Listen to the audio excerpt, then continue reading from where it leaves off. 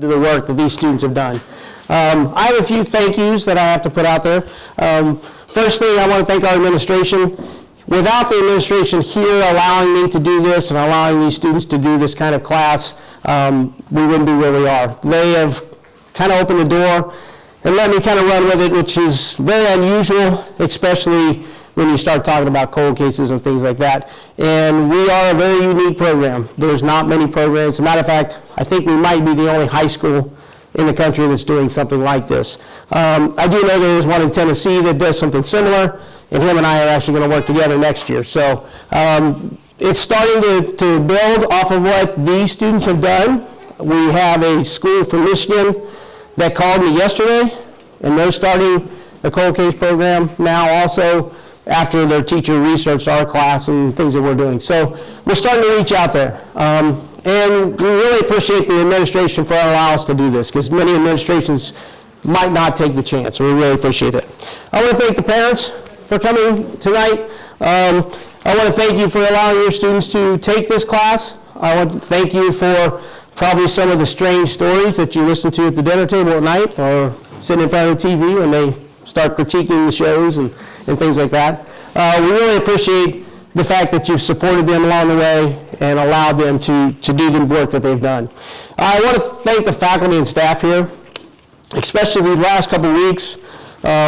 Students asking me to write passes to get them out of class, to do this and things like that, and I won't mention any names, but the teachers have been really great about what we're doing and jumping on board with us and allow us to do these kind of things. So I really appreciate them doing that.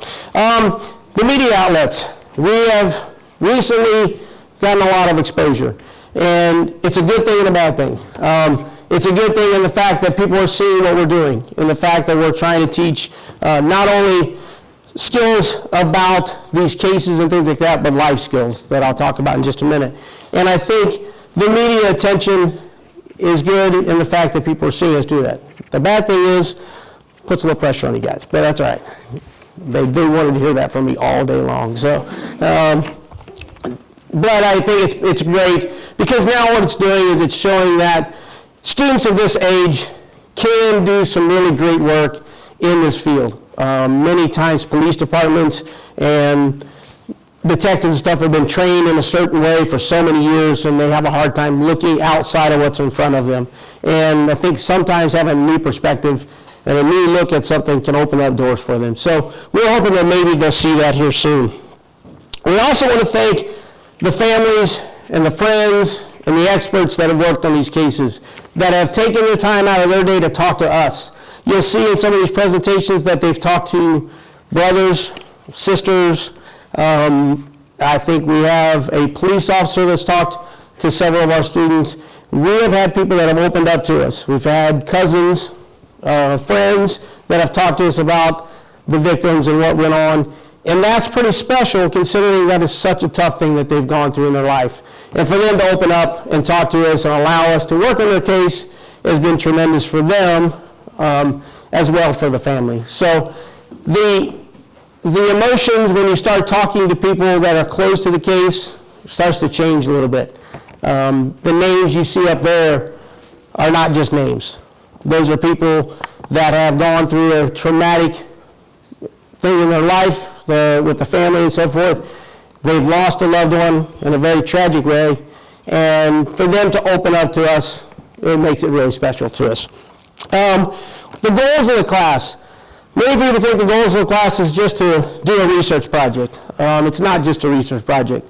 We're teaching these students, and they're actually learning. They're doing most of this on their own. It's a very self-paced class.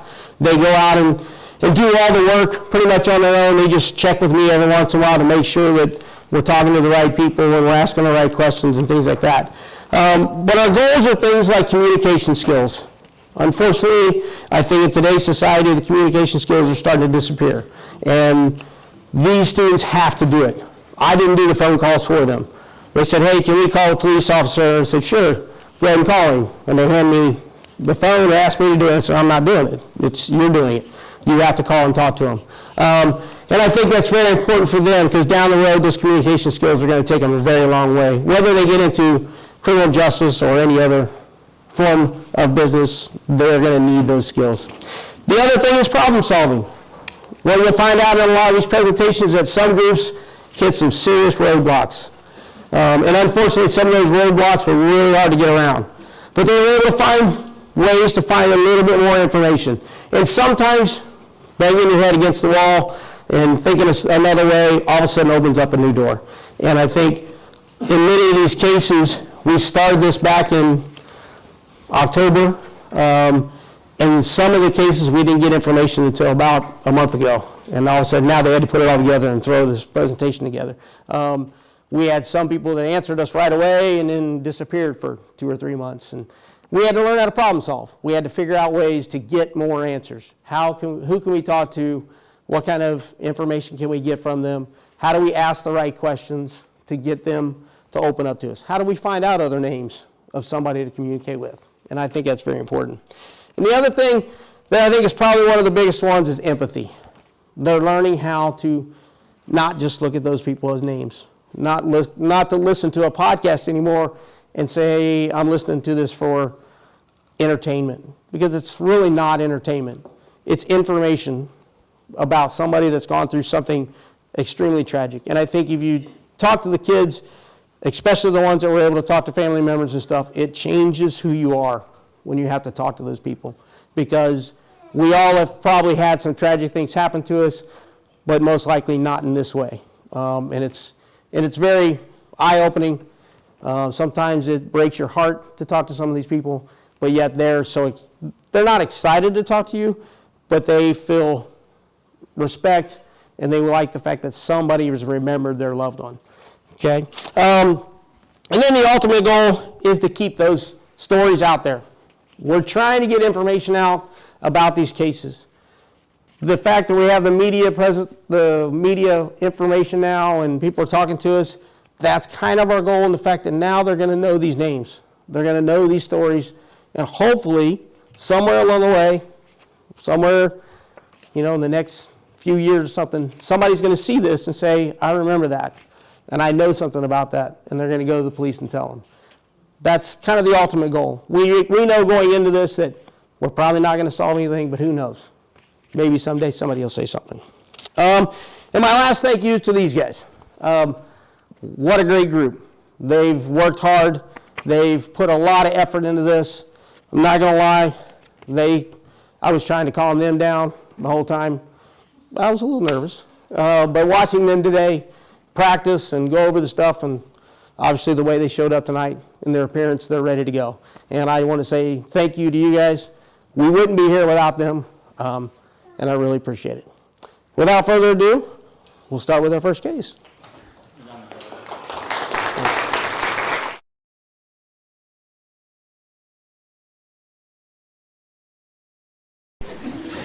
I'm already starting off well here.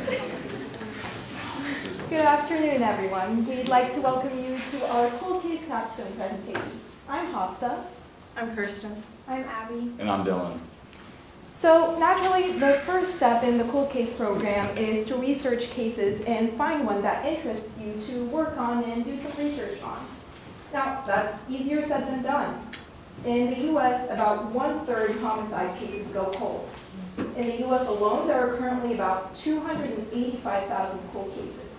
Only 1 in 5 of those cases ever identify a new suspect. Only 1 in about 20 of those new suspects ever get charged. And only about 1 in 100 of those charged will ever get convicted. We did have some criteria that helped us narrow down our search.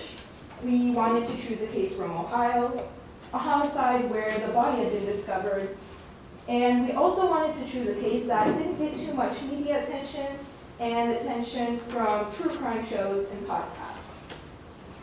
And finally, we found the case of Regina Rowe Hicks. On October 18, 2001, at around 7:45 p.m., Regina Hicks called her estranged husband to let her know that she was on the way to pick up their son. A few moments later, she called her mother to let her know that she needed her to babysit as she went out with her boyfriend.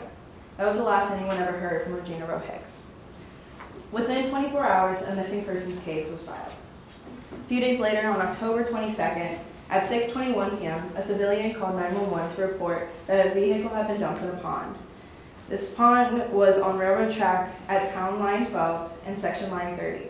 Upon their arrivals, first responders found the body of Regina in the passenger side in her white Camaro.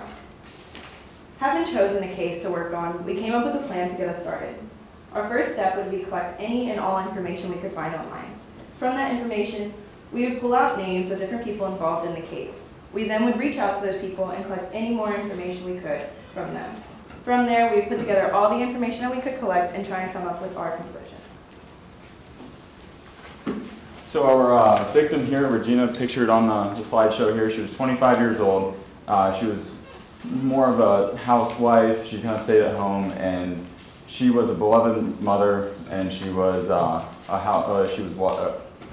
wife.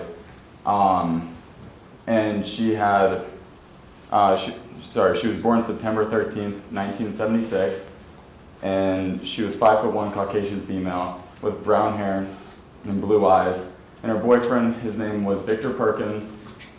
She was living with him because she was still legally married with her estranged husband Paul Hicks. Willard, Ohio is also known as the City of Blossoms. It is located 14 miles south of Norwalk, Ohio, and it has an area approximately of 3.6 square miles. That is about 5 times smaller than Mason and a population of 6,041 people. Before moving on to the next part of our plan, we decided to come up with a basic timeline that would then allow us to better visualize what had happened. The first piece of information we could find, and the earliest, was the day that Paul Hicks filed for divorce, and that was October 17th of 2001. The next day, Regina went missing after having made a few phone calls. On October 19th, a missing persons report was filed for Regina. And finally, Regina's body was recovered on October 22nd of that same year, 4 days after she had gone missing. After collecting all basic information, we came up with a list of people that we were planning on contacting.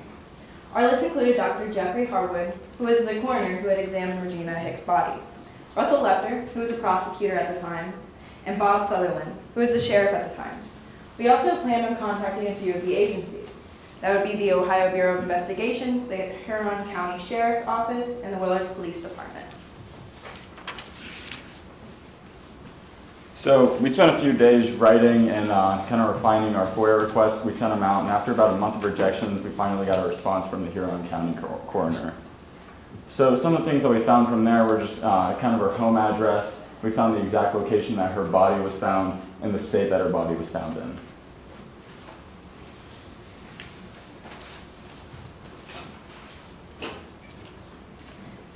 According to the report, Regina's body was found at the railroad tracks at Town Line 12 and Section Line 30. Based on the autopsy, Regina's body was found in black boots with grass and mud embedded on the tread of the boot, a gray Aeropostale sweatshirt, blue jeans, a black stud belt, red undergarments, and camouflage socks. Her scalp hair was long and entangled with leaves, mud was caked in certain areas of her body, and she had red nail polish on her fingers and toes. As for jewelry, she had on 3 rings on her left hand, an engagement ring with a diamond stone on her right, a watch around her right wrist, and gold hoop earrings. The autopsy also reports several external injuries. These include 2 superficial linear abrasions, a small laceration on the right corner of the mouth, an abrasion on the bridge of the nose, a bruise on the left side of the chin, a linear bruise across the forehead, superficial bruises on the upper arms, a bruise around her left wrist, 3 bruises on her scalp which were only visible once her head was shaved, and finally some hemorrhaging above and behind the right ear. Her blood alcohol concentration was found to be about 0.02%, which would be consistent with some impaired judgment, and her carbon monoxide level was 5.3%, which is consistent with the level of illness. There were 3 main things that we found especially interesting with the information that we had collected from the autopsy. The first thing was the amount of external injuries that Regina had endured, which indicated that at some point there was a struggle with her attacker before she was murdered. Another thing would be her blood alcohol concentration, which was at 0.02%, which means that she would have had a drink within the last few hours before her death. That to us made it seem unlikely that she was aware of any danger that she was in. So it seems like she knew her murderer well enough to drink with them. That would then lead us to entertain the possibility that she wasn't abducted but rather she ran away. The last thing we noticed was the state of her body. It was indicated that there was a struggle, and that it would have been outdoors. And due to the excessive amount of mud that was found on her body, we can assume that she was dragged somewhere at some point. So we struggled collecting some new information, so we weren't able to come up with the most elaborate theory, but we do have a basic theory. And on October 17th, Regina went to her friend's house for an afternoon of self-care after just being presented the divorce papers. So the next day, she started looking through the terms of the divorce and seeing the possibility of shared custody with her son. So it's pretty safe to assume that she may not have been in the best state of mind at the time, and may not be able to make the smartest of decisions. So after making 2 phone calls, Regina voluntarily ran away with somebody that she knew and that she trusted, and that they had stayed together for a little bit, and there may have been some sort of altercation in between the two, where Regina was hit, beaten, dragged through the mud, and at some point during that, she was knocked unconscious, and we're thinking that the person who did this panicked because her car ended up in the lake. So we're thinking that he had put her in the car, put the car in neutral, and pushed the car into the lake.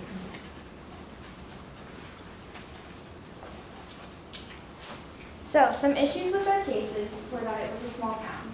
And as you've noticed by now, we were not able to gain much more information than we started with, mainly because of how small the town it was. For starters, this case, based on prior research, we knew how difficult it would be because of a small town. Almost everyone knows one another. In towns like these, word gets around so fast that when a witness comes forward, it won't take long for everyone to figure out who's putting them and their loved ones at risk. Another issue with cases in small towns is the limited resources that are available. Unlike big cities, places like Willard barely have enough resources for their basic daily needs. So when new cases come up, all of their resources are focused on that new case, and cases like Regina's are pushed to the back burner until they eventually go home.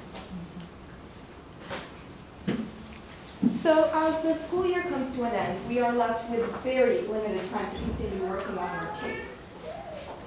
But if anyone were to pick up where we left off, and we highly encourage that, it would be a good start to start looking into who was interviewed and questioned regarding this case.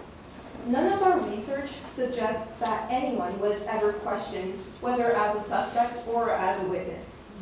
The first people we suggest to have questioned would be Paul Hicks, Regina's husband at the time, and Mike Perkins, also known as Victor Perkins, who was her live-in boyfriend. Seeing as Perkins has passed, it would be beneficial to go talk to any of his close friends or relatives to figure out what kind of a person Victor was and his relationship with Regina. We then suggest moving on to talk to Regina's close friends and relatives to understand who Regina was and any problems that she may have had with her husband, boyfriend, or anyone else. Seeing as Regina's mother had passed a few years back, it wouldn't hurt us to go back and see if she was ever questioned or interviewed about her daughter's case. We do know that when she spoke to the press, she told them that her daughter had been acting strange during the weeks prior to her death. So it wouldn't hurt to go back and see if the mother had any more details about these behavioral changes or any theories on what may have caused them. And the last thing we also really like would be to know more about the state that the car was found in, including what year it was in and any other evidence that was collected. Though we were not able to get far with the case of Regina Rowe Hicks, our hope is that our efforts will shed some light on this case and that hopefully it will be revisited in the attempt to uncover the secrets behind this tragic death. Thank you. We'll now be taking questions.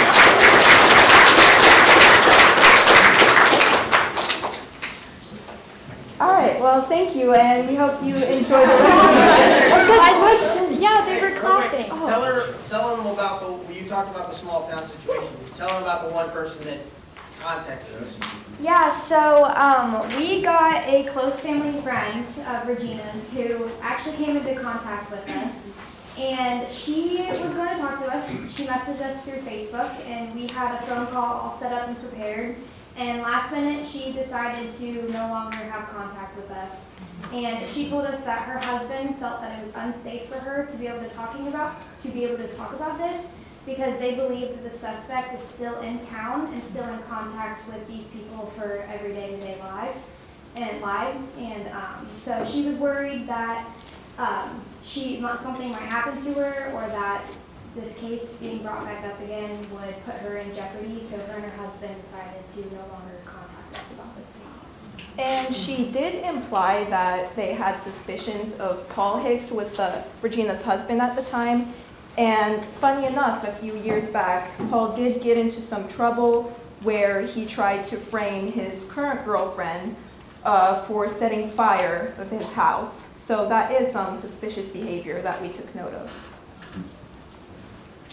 All right, well, thank you.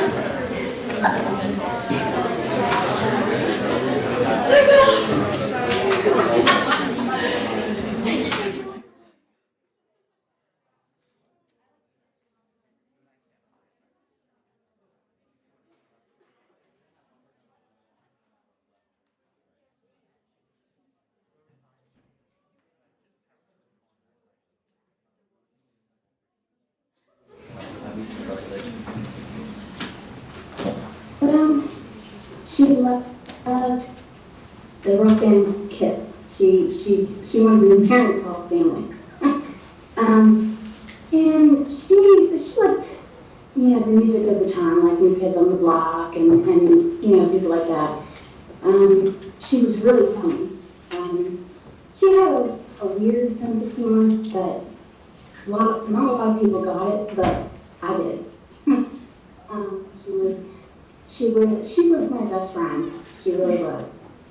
So when we met at school, she was very shy, very quiet, and so was I. So I think that's why we kind of gravitated toward each other. And we both were like the popular, like everybody loves us kind of kids. So, we just kind of like got together. We were like, hey, we were best friends. I mean, it worked out perfectly.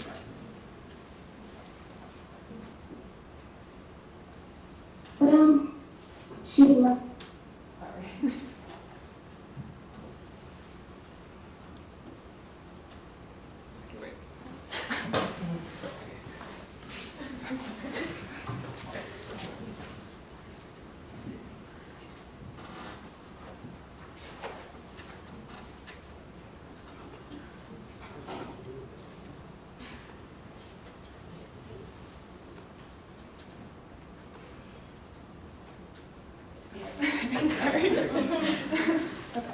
14-year-old Fame Cooper shouldn't just be a name staked on a case file to be tossed at the bottom of a huge pile. As you heard in these clips, she was loved by many, and her story deserves a much better ending than what she has right now.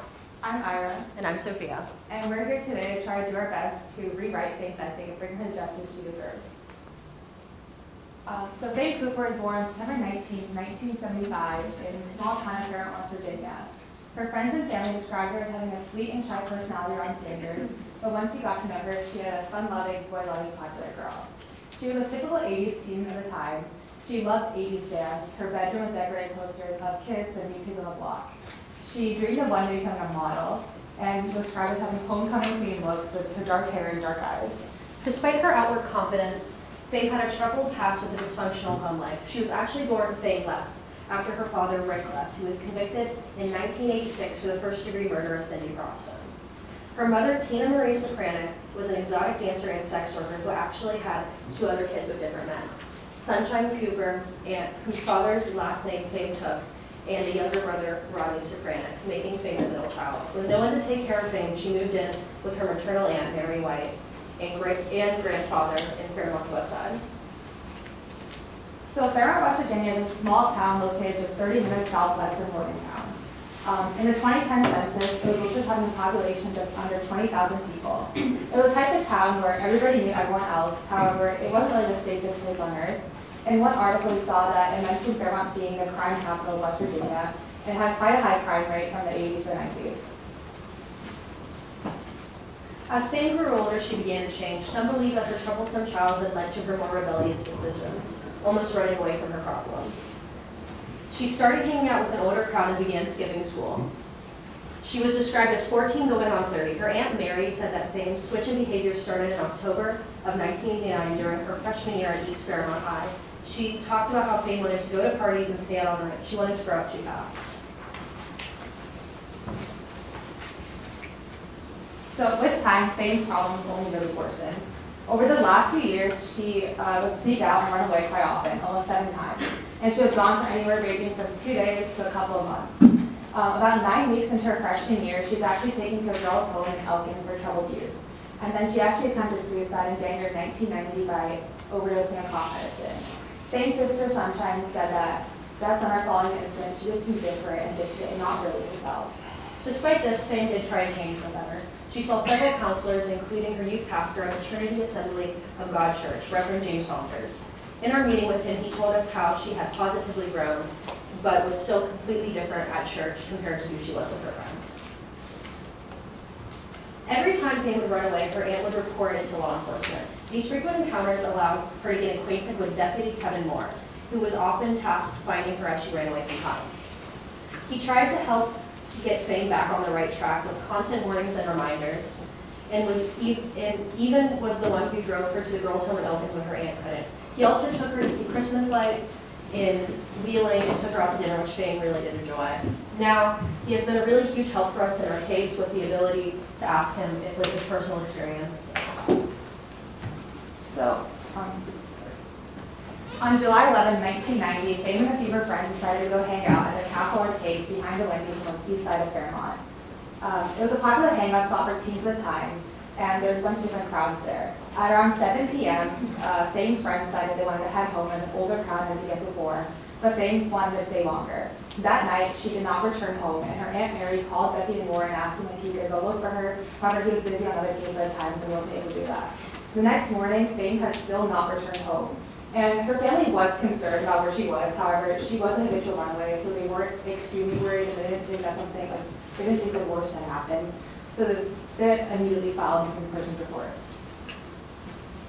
So based off this, Fame was last seen on July 11th, 1990 at the Castle Arcade. Then as time went on, there was still no sign of Fame. School started and her aunt became more and more worried. She reported Fame as missing on September 11th, 1990, almost exactly 2 months after she went missing. Following the report, there was still no sign of Fame and no updates from the police. Until on November 10th, 1990, around 5 p.m., a body was discovered in the woods near Robinson Hollow. It was found by 2 turkey hunters, and a couple of days later, on November 13th, 1990, the body was identified to be that of 14-year-old Fame Cooper through medical and dental records. Because of the state of decomposition in which the body had been found, police suspected that she was killed closer to when she went missing. So you can see here, she was found in the woods near Robinson Hollow, so somewhere along that line. And she's actually buried in a cemetery right across the street from where she was found. Her cause of death was suspected to be asphyxiation from being hung multiple times using an electrical cord that was still present wrapped around her neck. Her Aunt Mary was called in to identify some of Fame's possessions found near her body, including the jacket she was wearing when she left home, her favorite tennis shoes, and a pink wallet that Sunshine could wear for her birthday one year. After the police began their investigation, we couldn't find much in the news about any of the progress or major updates. The last article we could find about her for a while was published in November 28th in 1990. It seemed like there wasn't much going on until another body was found.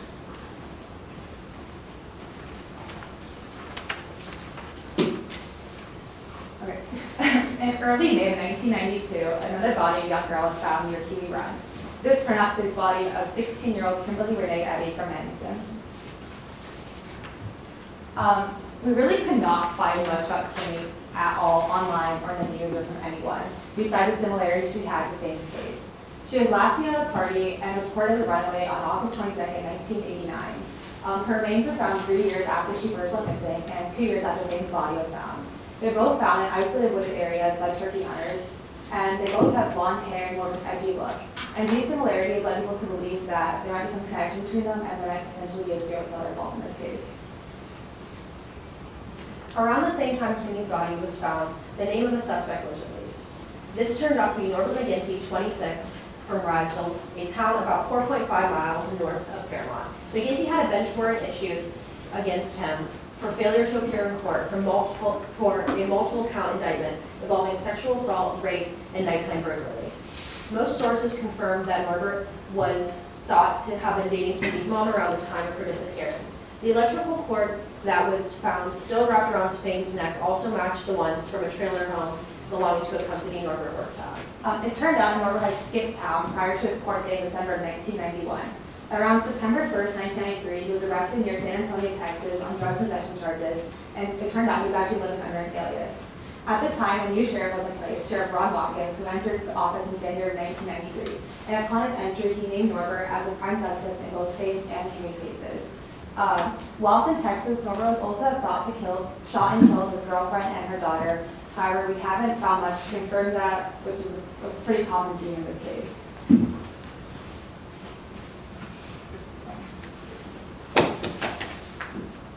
So Norbert was extradited back to Marion County in 1993.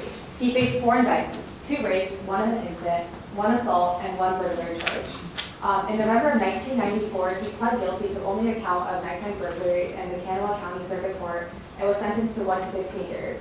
We found this pretty odd because he didn't face any time for any of his other indictments, and he was never charged with anything related to Fame's or Kimmy's cases, despite being a prime suspect in both of them. After these charges and article posted on October 8, 1995, we haven't been able to find any official updates or news from police regarding Fame or Kimmy's case. We were also denied FOIA requests by the police and officials, so we turned towards social media for help. Most of the information we're talking about now has come from people who we've interviewed or people who are currently investigating the case, which is like Barbara Bauer, Bobby Curto, and Deputy Kevin Moore, who have been a really huge help in telling us a lot that we know right now. So we just want to give a really big thanks to them. Norbert McGinty was quite well known around town, and not in a good way. Some sources told us that he was to be a violent individual who would harm children to the point where kids were told to stay far away from him. As we mentioned earlier, he was dating Kimmy's mom, and a lot of people investigating this case believe that their affair was one of the reasons why there isn't a lot known about Kimmy's case, because her mother did not want to be exposed. Bobby Curto sent us her notes about the investigation. One of the things mentioned that in March 2002, she talked to one of Norbert's neighbors at his apartment complex, who we'll call EC out of anonymity. So EC said that one night he heard banging from Norbert's apartment in July of 1990, around 12 a.m. to 3 a.m. And he found it especially odd because it was past midnight, and he knew that Norbert was usually a really quiet neighbor, quiet to the point that he once asked Norbert why he was so quiet. Norbert said that he's practicing tiptoeing, which is really odd. And then when EC went to go investigate what the banging was, Norbert answered the door, and all the lights were off behind him, and EC was like, what happened? What's the banging from? And Norbert basically said that he was wrestling between 12 a.m. and 3 a.m. So that was also pretty odd in this investigation. And EC also said that he once visited a friend's home in the Mesa Mobile Home Trailer Court. And when he got there, Norbert was also there accompanied by 3 women. And one of these women were called Kimmy, and she was blonde and looked to be a teenager who really did not want to be there. And we suspect this to be Kimberly Renee Eddy because she did have a connection with Norbert through her mother, and her family had also ended up buying a trailer from his company. Because we haven't personally talked to EC and haven't found any evidence relating to what he said, we cannot say everything is true and can't confirm it. However, other people who are investigating this case might have other things to say. So based off this, what we know about Norbert so far, we know that he was an extremely violent individual who was known to harm or assault children, that banging was heard in his apartment one night and around the time Fame disappeared. The electrical cord wrapped around Fame's neck matched the one from his railroad company, and he was speaking with Kimmy, and he had connections with her family and her mother. So because of all this, we believe that he definitely had some type of direct involvement in both Banks and Kimmy's cases, but we still have a lot of questions on what happened. Like, did he act alone? How was he able to stay out of the public eye for so long? What happened after he was extradited back to Marion County? Why did he face no charges regarding Banks or Kimmy's cases? Like we said before, most of the information that we know about the case regarding the suspects and potential leads came from the people investigating the case, not the police. We sent a FOIA request to the police and the medical examiner's office in around October or November. However, we gained nothing from it. Both offices denied a request stating that the case was recently opened and were unable to share information. We understand, however, we just found it odd that it took the police 5 months to deny us information. So Bobby Carter and Sunshine Cooper actually went down to the police station around 2019, 2020, right before the pandemic, to try and get the case reopened and relooked at to try and bring some justice to Fame. However, when they got there, they were actually split up, even though they had a meeting. And eventually the police did reopen the case. However, there's been no official updates or no new news on the investigation. So because of this, we think the police haven't been very helpful because there potentially may be some sketchy business or connections involved with Norbert and the police. And we just want to emphasize that these are our theories based on what we have gathered, and this might not be exactly what happened. So one of the things that happened was that Sergeant Marshall Parker, who was a lead detective on Banks' case, was actually taken off the investigative work because of a federal indictment for obstruction of justice on the William Bowman car bombing trial. And after this, Sheriff Slaughter actually reinstated Parker on the case, even after he had faced obstruction of justice. And we felt it odd that he trusted him enough to put him on a homicide investigation after he was already charged with something. So that was especially weird in this case. And yeah. Another interesting thing that we noticed was that Norbert wasn't charged with anything relating to either Fame or Kimmy's case after being extradited back from Texas. And there had been nothing in the news about him since then. We really don't even know if he's still alive, where he lives, or if he's passed away. So we were also told that Norbert was living with or friends with the Fairmont Police Chief Ted Offit's nephew, Pat Offit. We were told that they were close friends and that Pat Offit lived in Barrettfield, not far from where Fame's body was found. I feel like there's definitely some type of connection there between this relationship and the cover-up, whether it be that Pat was also involved somehow in Fame's murder or Kimmy's murder. Sorry.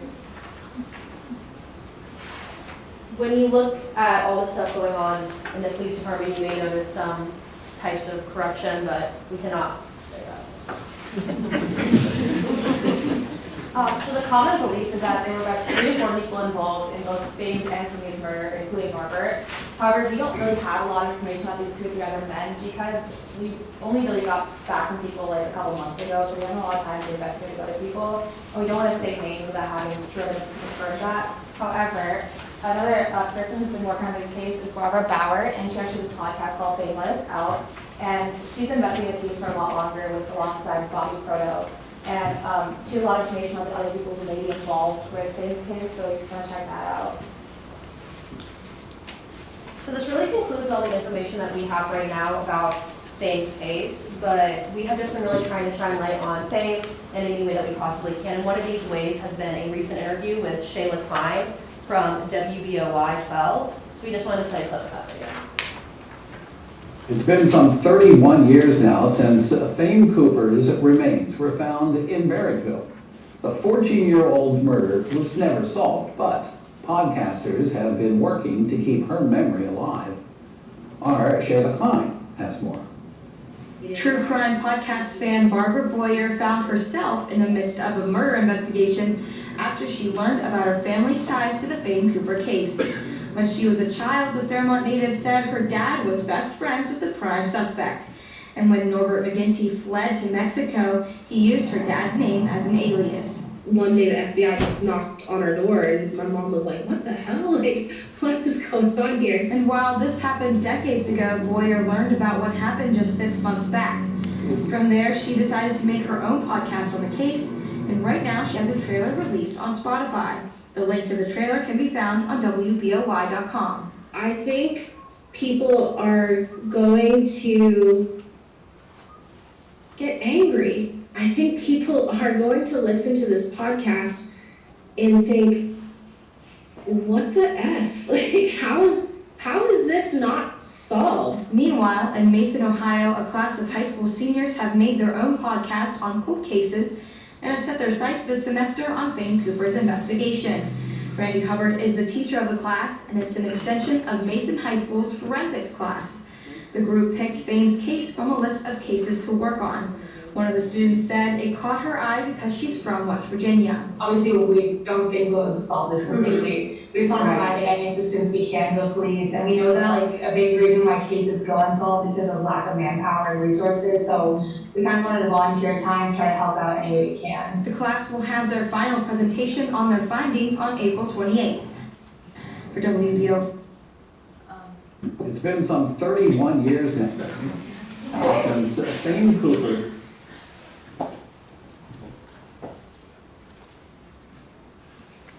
And there's just another clip on more who like Fame was from people that she didn't know. Why Fame Cooper? You know, why would they take a life of a 14-year-old girl that had so much going for her? The case remains unsolved, but Fame's memory lives on in the hearts of those who knew her. If you could talk to Fame right now, what would you say to her? Please don't leave. She was my best friend. Sunshine says that when Fame initially went missing, the family was not concerned because she would run away from time to time. Press coverage in the 90s wrote about Fame's tough life, which eventually resulted in being sent away to a girls' home. But those who knew Fame say that what previous media coverage got wrong was she cared deeply about other people. A lot of the things in the articles were not accurate at all. It painted her as some kind of little tramp that ran away all the time, and that was not who she was. She was very shy, which was funny because I was shy too, and I think that's kind of why we connected. And just goofy. She was very goofy. Reverend James Saunders met Fame in 1989. He said she's no different than any other kid looking for someone to guide her. He saw a change in her after she started attending his youth group, and what he remembered most about her was her contagious smile. Fame Cooper was a person that helped other people and wanted to see other people change.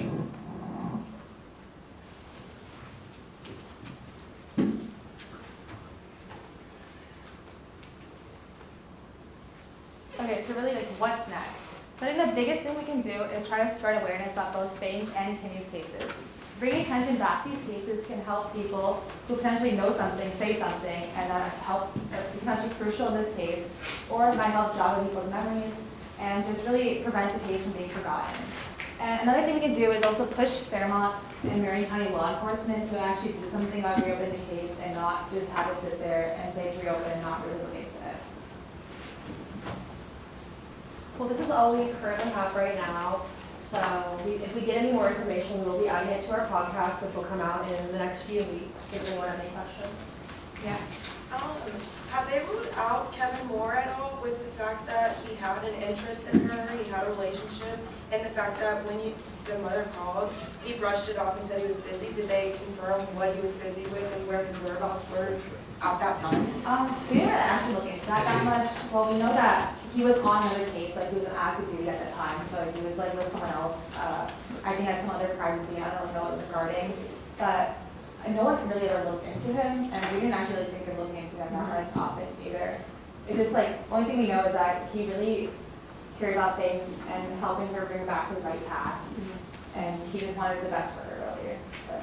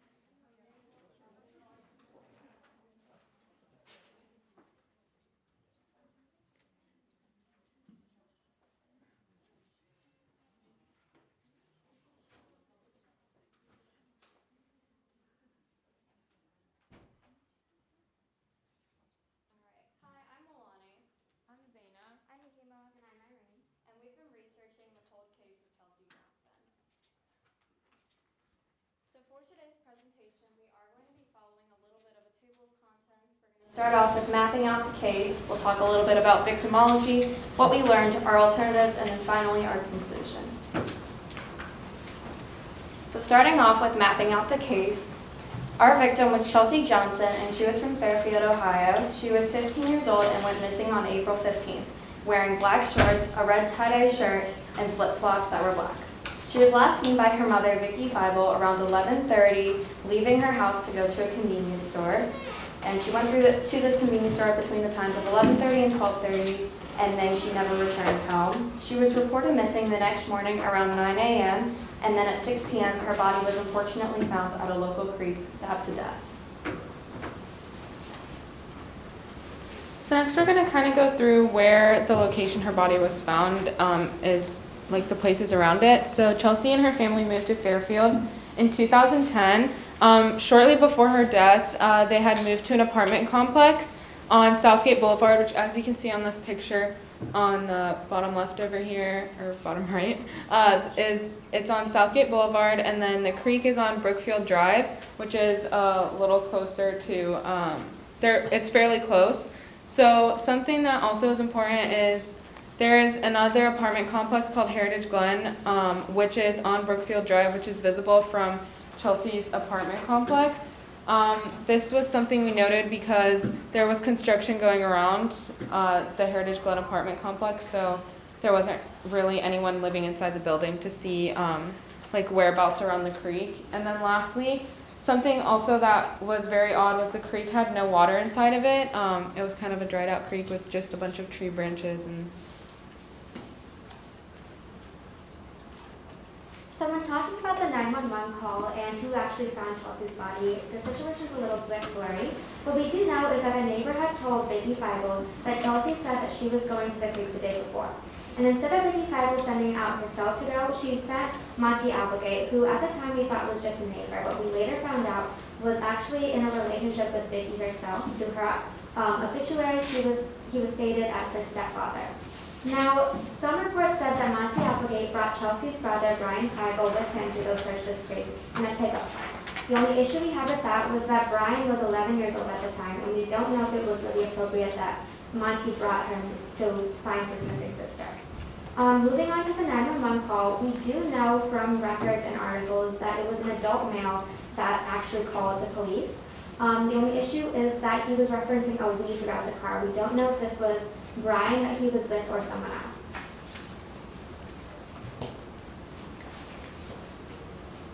And now we're just going to click on the Facebook, Vicki Feibel's Facebook, so you guys can see it really quick. so this is Chelsea Johnson's mom's Facebook page. This is basically where we kind of started our research to kind of see some of her friends, her relatives, and stuff like that, if we can get into contact with any of them. This was also the place where we got a lot of our reference pictures for a lot of people and names involved in the case.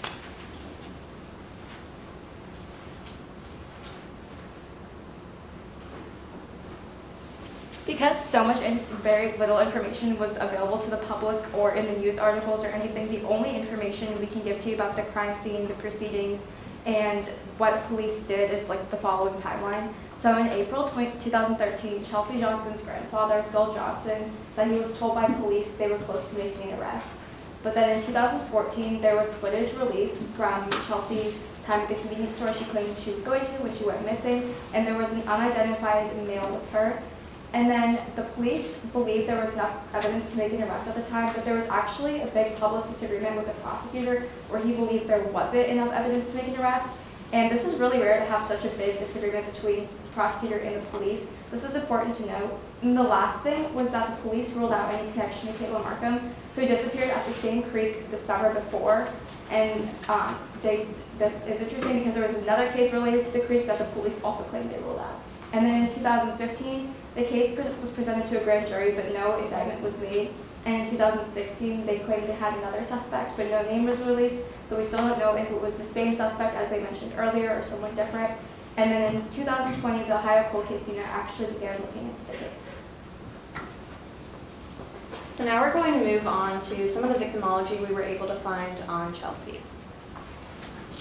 So as mentioned before, Chelsea was a 15-year-old girl, and she was attending Options Academy, which was basically kind of like a secondary school compared to a high school.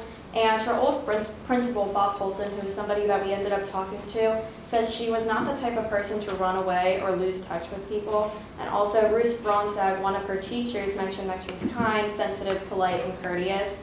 We also found a forum that gave us a lot of information on her relationship with her family, specifically her grandfather, and it said that they were very close, and it also said that he thought she easily trusted people.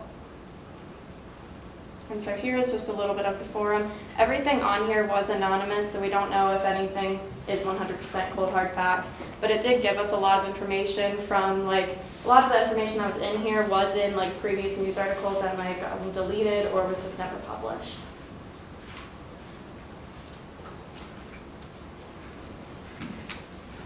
So something else that we noticed and learned about Chelsea was that she was not blind to the use of drugs. She was known to kind of be involved in a lot of drug deals and was friends with a lot of people who were involved in drug circles and stuff like that. So we found that the day before her death, she received text from a man named George Davis. He was a known drug dealer in the Fairfield area. He sent her messages offering her drugs, specifically Valium and heroin, in exchange for sex.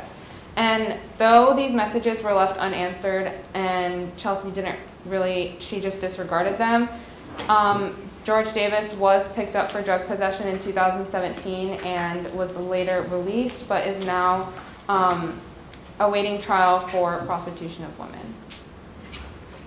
So talking about her family life, throughout our investigation, we found a lot about her family and kind of the relationship with each other. What we know is that, as mentioned before, Chelsea had a younger brother, Brian Feigl, who was 11 at the time. He and Chelsea lived with their mother, Vicki Feigl, and both her grandparents in a one-bedroom apartment, so that's 5 people in one apartment. We don't know much about her biological father, except for that he was out of the picture. He hadn't paid child support in all 15 years she was alive. And we only really knew his name through the autopsy report that listed him as Sam Jeffries. As mentioned before, Vicki Feigl did end up remarrying Monty Applegate, who was a neighbor in their Concord complex.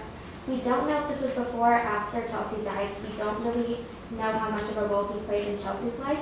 But regardless, we are pretty sure that Chelsea's grandfather remained the main father figure in her life. Okay, so now we're going to move on to what we actually did to learn more about Chelsea and what happened the day she disappeared. And one of the biggest questions would be, why did the case go cold? And like I mentioned earlier, there wasn't a lot of information available to the public for the case, so we can only assume that the case went cold because there wasn't any DNA or evidence or anything left to match it against to actually find a suspect. And also in 2015, when the case was presented to a grand jury, there was no indictment made, so this could have led to the case fizzling out or any research fizzling out related to it. And also when the police kept switching between suspects or not releasing any suspects, or the public disagreement between the prosecutor, it all could have just led to there not being a singular person to push through and convict. So fairly early into our research, one of the first departments we contacted was the Ohio Cold Case Department. We had emailed the supervisor, Roger Davis, regarding Chelsea's case. Although we received a response, Mr. Davis had told us that the information that was to be given to us can only come from the prosecutor of the police department, so that kind of gave us some difficulty. So after contacting that department, the first person we actually talked to was Principal Bob Polson, who was the active principal at Chelsea's school. Now luckily, Polson actually already knew our teacher, Mr. Hubbard, as they lived in the same area previously, and through him we were able to get in contact quickly. Most of the questions we asked were mainly about Chelsea's personality, how she was in school, how she did in school, and he actually was able to give us a lot of insight on how she was with her family and the relationships they had. So the first thing he gave us information on was a lot about Chelsea's educational history. So she first came to the school in January of 2012 because she was failing all of her classes at the previous high school. And like we said earlier, she had a dream of being a tattoo artist, so instead of going to college or getting a job, she wasn't, as Mr. Polson said, really passionate about her schoolwork, but she did work at her school store and was a sales associate there. And He said that she was really comfortable with this environment and really enjoyed this part of her life, and she was really accomplished and proud of her accomplishments. And something he noticed was that she would actually ask for copies of a report card to show her mom, which he thought was a little weird because it felt that she was trying to search for her mom's approval. And kind of to switch a little bit, he said that there's a lot of rumors about her and her home life circulating around the school, and a lot of it had to do with her dad and saying that he was just bad news and dangerous according to a lot of the students there. But besides that and his name, which was Sam Jeffries, we didn't actually know much about him. But he also said that his mom and their relationship was a little bit questionable. The first thing would be on the actual day she went missing, she didn't have a photo of Chelsea, and she had to go to the school to ask if anyone had seen Chelsea. And when no one had seen her, she had to ask for a photo, and he had to push her to actually call the police. She originally thought you had to wait 24 hours, so this could have been a possible reason, but he did tell her to call the police, and she had to ask for a picture of her own daughter to bring to the police to help them look for her. So the last main part that Colson gave us was actually about another student that went to school. His name was Joey Oakley, and he was found dead at the same creek about 20 feet away from where Chelsea's body was found the summer after. Now, Joey Oakley was kind of the success story of Options Academy. He came to the school 2 years before Chelsea started going as kind of a troubled youth. He didn't have a good background. He wasn't trying in school, wasn't talking to people, failing his classes. But by the time he got to his senior year, which was the year he went missing, he was working with his teachers. He was really involved with the school, and overall, he was just being a lot better of a student.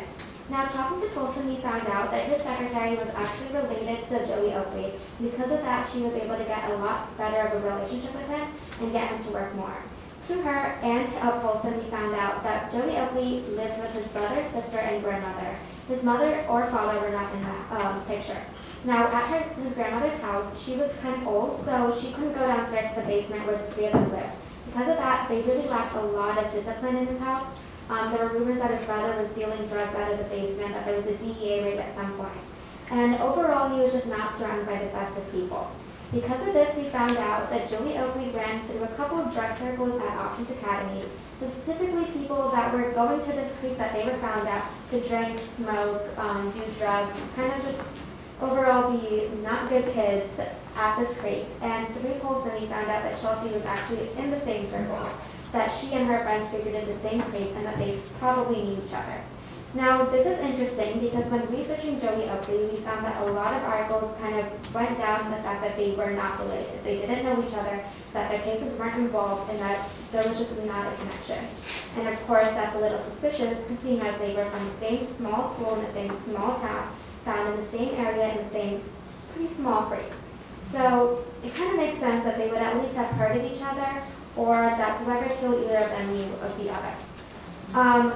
Now, Joey actually, we found out, was kind of asking around about Chelsea when she died, and Colson had told us that he kind of was spreading a rumor that Chelsea would often say she was going fishing at a creek, and that was covered in deal drugs. Now, seeing as the creek she was found out didn't have water, and she said she was going fishing at this creek, it's pretty safe to say that she probably was not, and it was possible she was actually going for a drug deal. So as mentioned previously, we did end up talking to Linda Schulk after talking to Bob Colson, and she had a lot more information on Joey and his family because her mother was actually very close friends with Joey's grandmother, who was his guardian. And we thought talking to somebody who knew Joey and learning more about Joey could help us learn a little bit more on how Chelsea was actually viewed by her peers. So like we said, Linda Schulk was Bob Colson's secretary, and because the school was small, it was about 90 students, she was really involved, and with her relation to Joey Oakley, she knew a lot about what the students were saying around the school, and particularly the rumors surrounding Chelsea Johnson and her family. So after the death of Chelsea Johnson, Joey Oakley would actually come to her and ask for what happened, what's the news on Chelsea's case, and she didn't know anything. But he was actually spreading a lot of rumors regarding her case and her mom. The first one being that we didn't mention this, but Bob Colson did say that there were rumors that Vicky was pimping Chelsea out for drugs, and Joey did believe that Vicky was back into drug use because she did have severe weight loss at the time and a lot of discoloration of her teeth. And while this could have other factors that could have played into this, combined with her not having a photo of her own daughter and not knowing to call the police, this all puts the relationship into question. And she also further confirmed that Chelsea and Joey ran in the same social circles. Despite them being 2 years apart, the school was a 5-year program. It was 90 students. They were all pretty close to each other and knew each other very well. And Joey also said that he didn't think that Chelsea was living in a good home life. Like she mentioned, there was 5 people in one apartment, and with the rumors with Vicky and Chelsea going on, it all kind of equated to Chelsea having a very troubled relationship with her family or with her mom, or not living in the best place. So now we're going to move on to a kind of large part of our research, which was the autopsy report.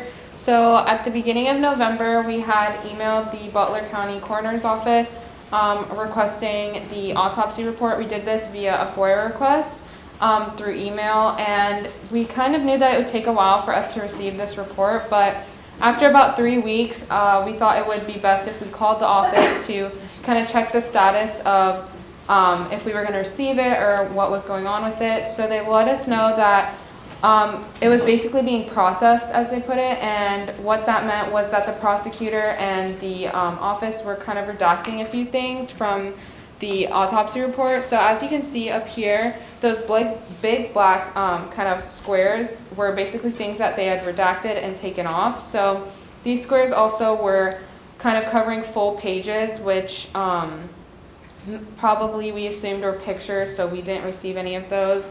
It gave us a lot of insight on the type of injury Chelsea received. So they had let us know that she received stab wounds kind of in her upper part of her body, kind of near her collarbone, next to her neck, and that there were blood splatter patterns near her face and neck as well. So the autopsy report kind of led us to a lot of ideas. We knew that since the type of injuries she received, which were stab wounds, kind of also just in such a personal area of her body, kind of in the upper kind of neck area, we knew that it kind of couldn't be drug related because it had to be someone that had to be close to her.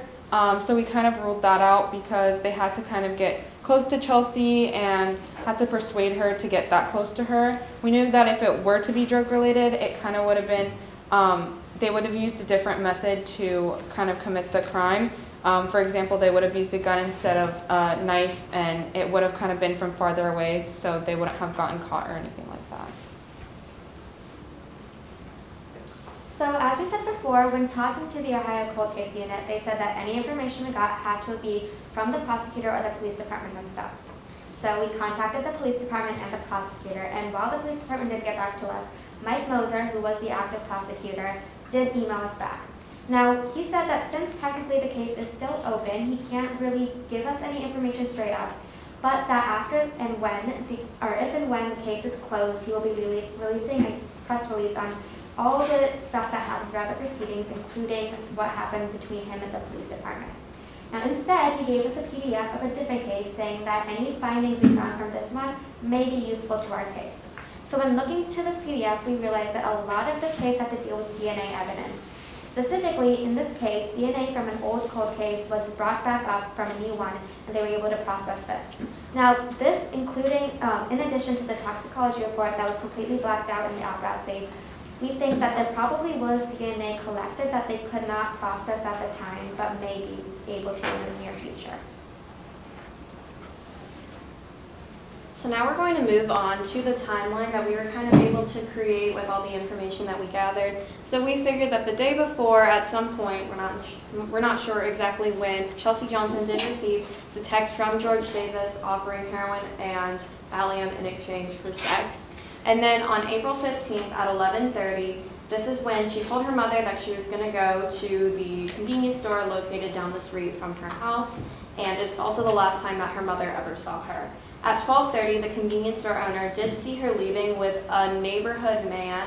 It's kind of the only identifiable feature that he gave us, but with this, we were able to kind of figure out that it was probably someone living on that street. And then to continue, early morning, the day that they found her body, her mother did go to Options Academy asking friends and teachers if they had seen Chelsea, and then after a little bit of guidance from the principal, she realized that she probably should put in a report. The reason that she waited so long was she was under the assumption that you had to wait 24 hours after a person went missing to report it, and this is also when she did ask for that picture. Late afternoon, Monty Applegate did mention that Chelsea said she was going to go fishing the day previously at the creek, and then finally at 6 p.m. she was unfortunately found dead, stabbed to death at the creek.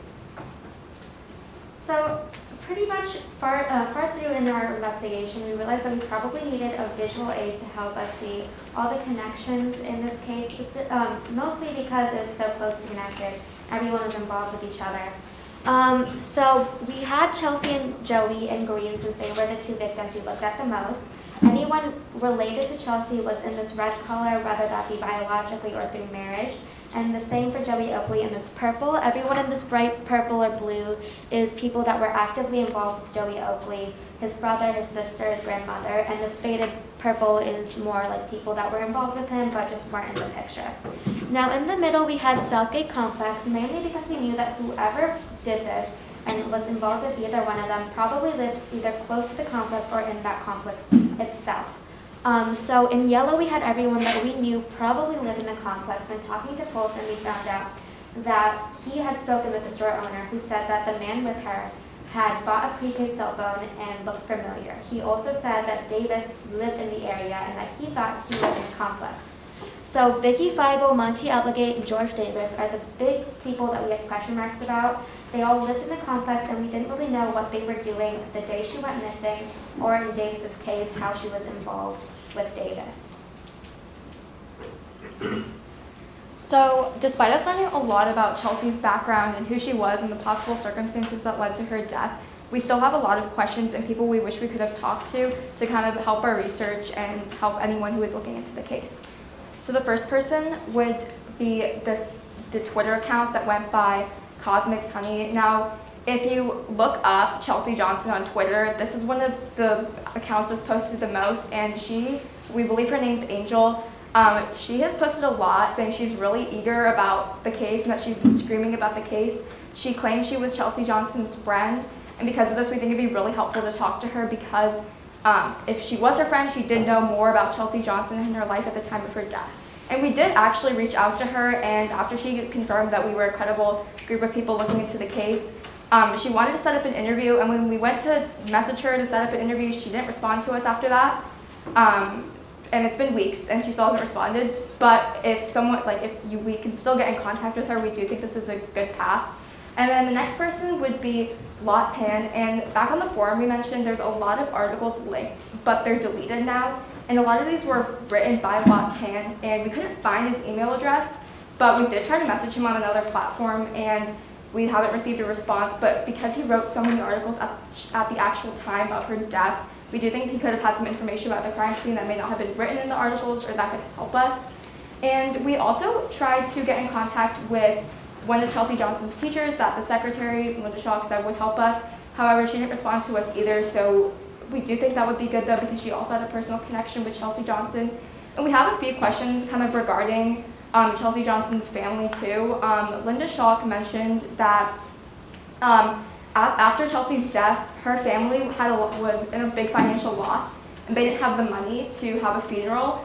And when she did attend the funeral, it was much more extravagant than she thought it was going to be, and that she noticed there were a few suspicious people sitting in the back.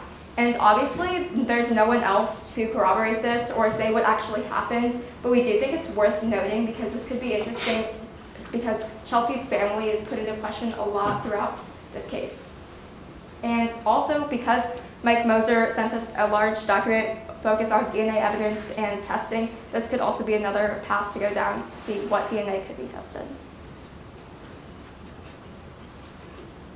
So as we said, we never really came down to a clear consensus on who might have been a suspect. Instead, what we could do was narrow down a list of requirements on who that person was going to be.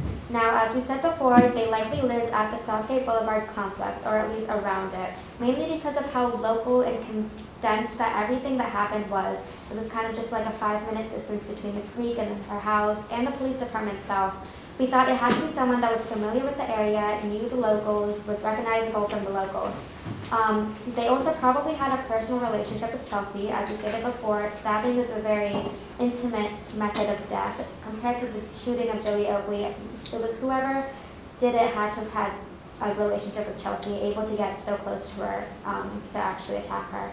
And since Chelsea and Joey were so involved with the drug circle was at Options Academy in Fairfield itself, even if it wasn't directly related to drug use or like, you know, a dealer getting revenge, it probably was someone that was involved with the same drug circles as Chelsea and Joey.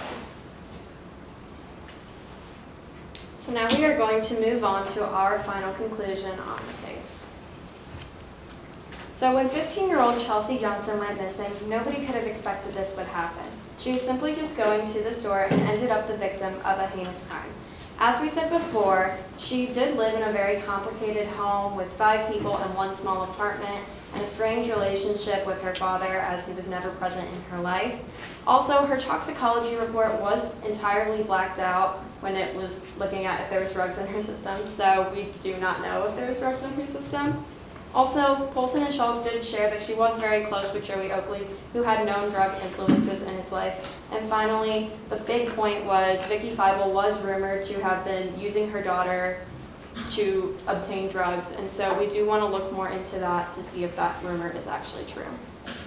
At the end of our case, something that we came across was the creek that Chelsea's body was found. It was kind of a well-known creek amongst the Fairfield community because this is a site where a similar, or not a similar case, but another case of a person who has gone missing and is still missing, went missing, disappeared from this creek. She goes by the name Caitlin Markham, and we believe that maybe this might have a correlation to Chelsea just because, again, there's a correlation to the creek where she was found. Though there was a lot of reluctance from police departments or the prosecutor or anyone actually involved in the case to help us, just from Twitter, from her principals, from her family, or from the principal, from the secretary, there are a lot of people who are still involved in Chelsea's case and want to open up about it. And though this may not be actual facts, and it's a lot of people giving us their stories, we do think it's important to determine what happened to Chelsea Johnson on April 15th. We would now like to open the floor to any questions anyone might have.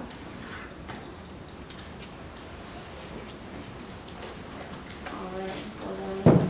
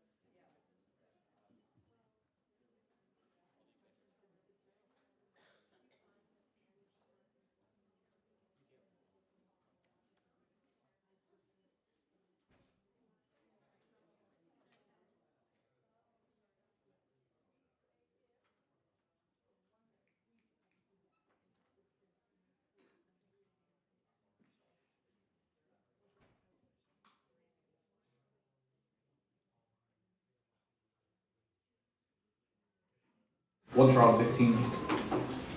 Warren County to 1 trial 16, go ahead. 1 trial 16, I need a squad to respond to my location. ER. 1 trial 16, you're clear. 1 trial 16, what's your current location? I am at 6100 Mason Montgomery Road. 1 Charles 16 clear, 6100 Mason Montgomery Road. 1 Charles 16, what's the nature of the run? 1 Charles 16, I struck a female. She's laying on the ground. I struck her with my cruiser. She's unresponsive. I need the squad to step it up, please. 1 Charles 16 clear, female subject down, struck by a vehicle. 1 Charles 16, be advised, station 51 is en route, ETA approximately 4 minutes. 1 Charles 16, you're clear. I've begun first aid. So thank you all for coming. My name is Matt. My name is Nick. And I'm Xavier. This is our cold case presentation. The person you see in front of you, her name is Buffy Jo Freeman. She was 29 years old. She lived in Springfield at the time. She's 5'8", 150 pounds. She's a daughter of Deborah Freeman and a sister to Amanda Ross. Her last day alive was July 11, 2007. So some background on the city of Springfield. It was fairly industrialized. It had a very high crime index and about a poverty rate of about 23%, and also was home to Wittenberg University, so it was a very high possibility to have the college nightlife atmosphere. And given that it is a college town, we find it very odd that in July 11th, the middle of the summer, with very nice weather, high 50s to low 60s, as well as 60% humidity, we only found one witness report across all of our research, and we find that very odd. There's nobody else who saw anything about her that night. For Buffy's victimology, we know she was out alone at night at 11 to 11:30. Not really a good situation to put yourself in, especially in Springfield. There's some lower, the bad side of Springfield, as they call it. She was involved with some dangerous people. We know that she was involved in soliciting and drug use. She had multiple cases for soliciting. Drug use, we know that she was involved with some people who could have taken advantage of her. She's also fairly small, so someone larger like our suspect could have taken advantage of her.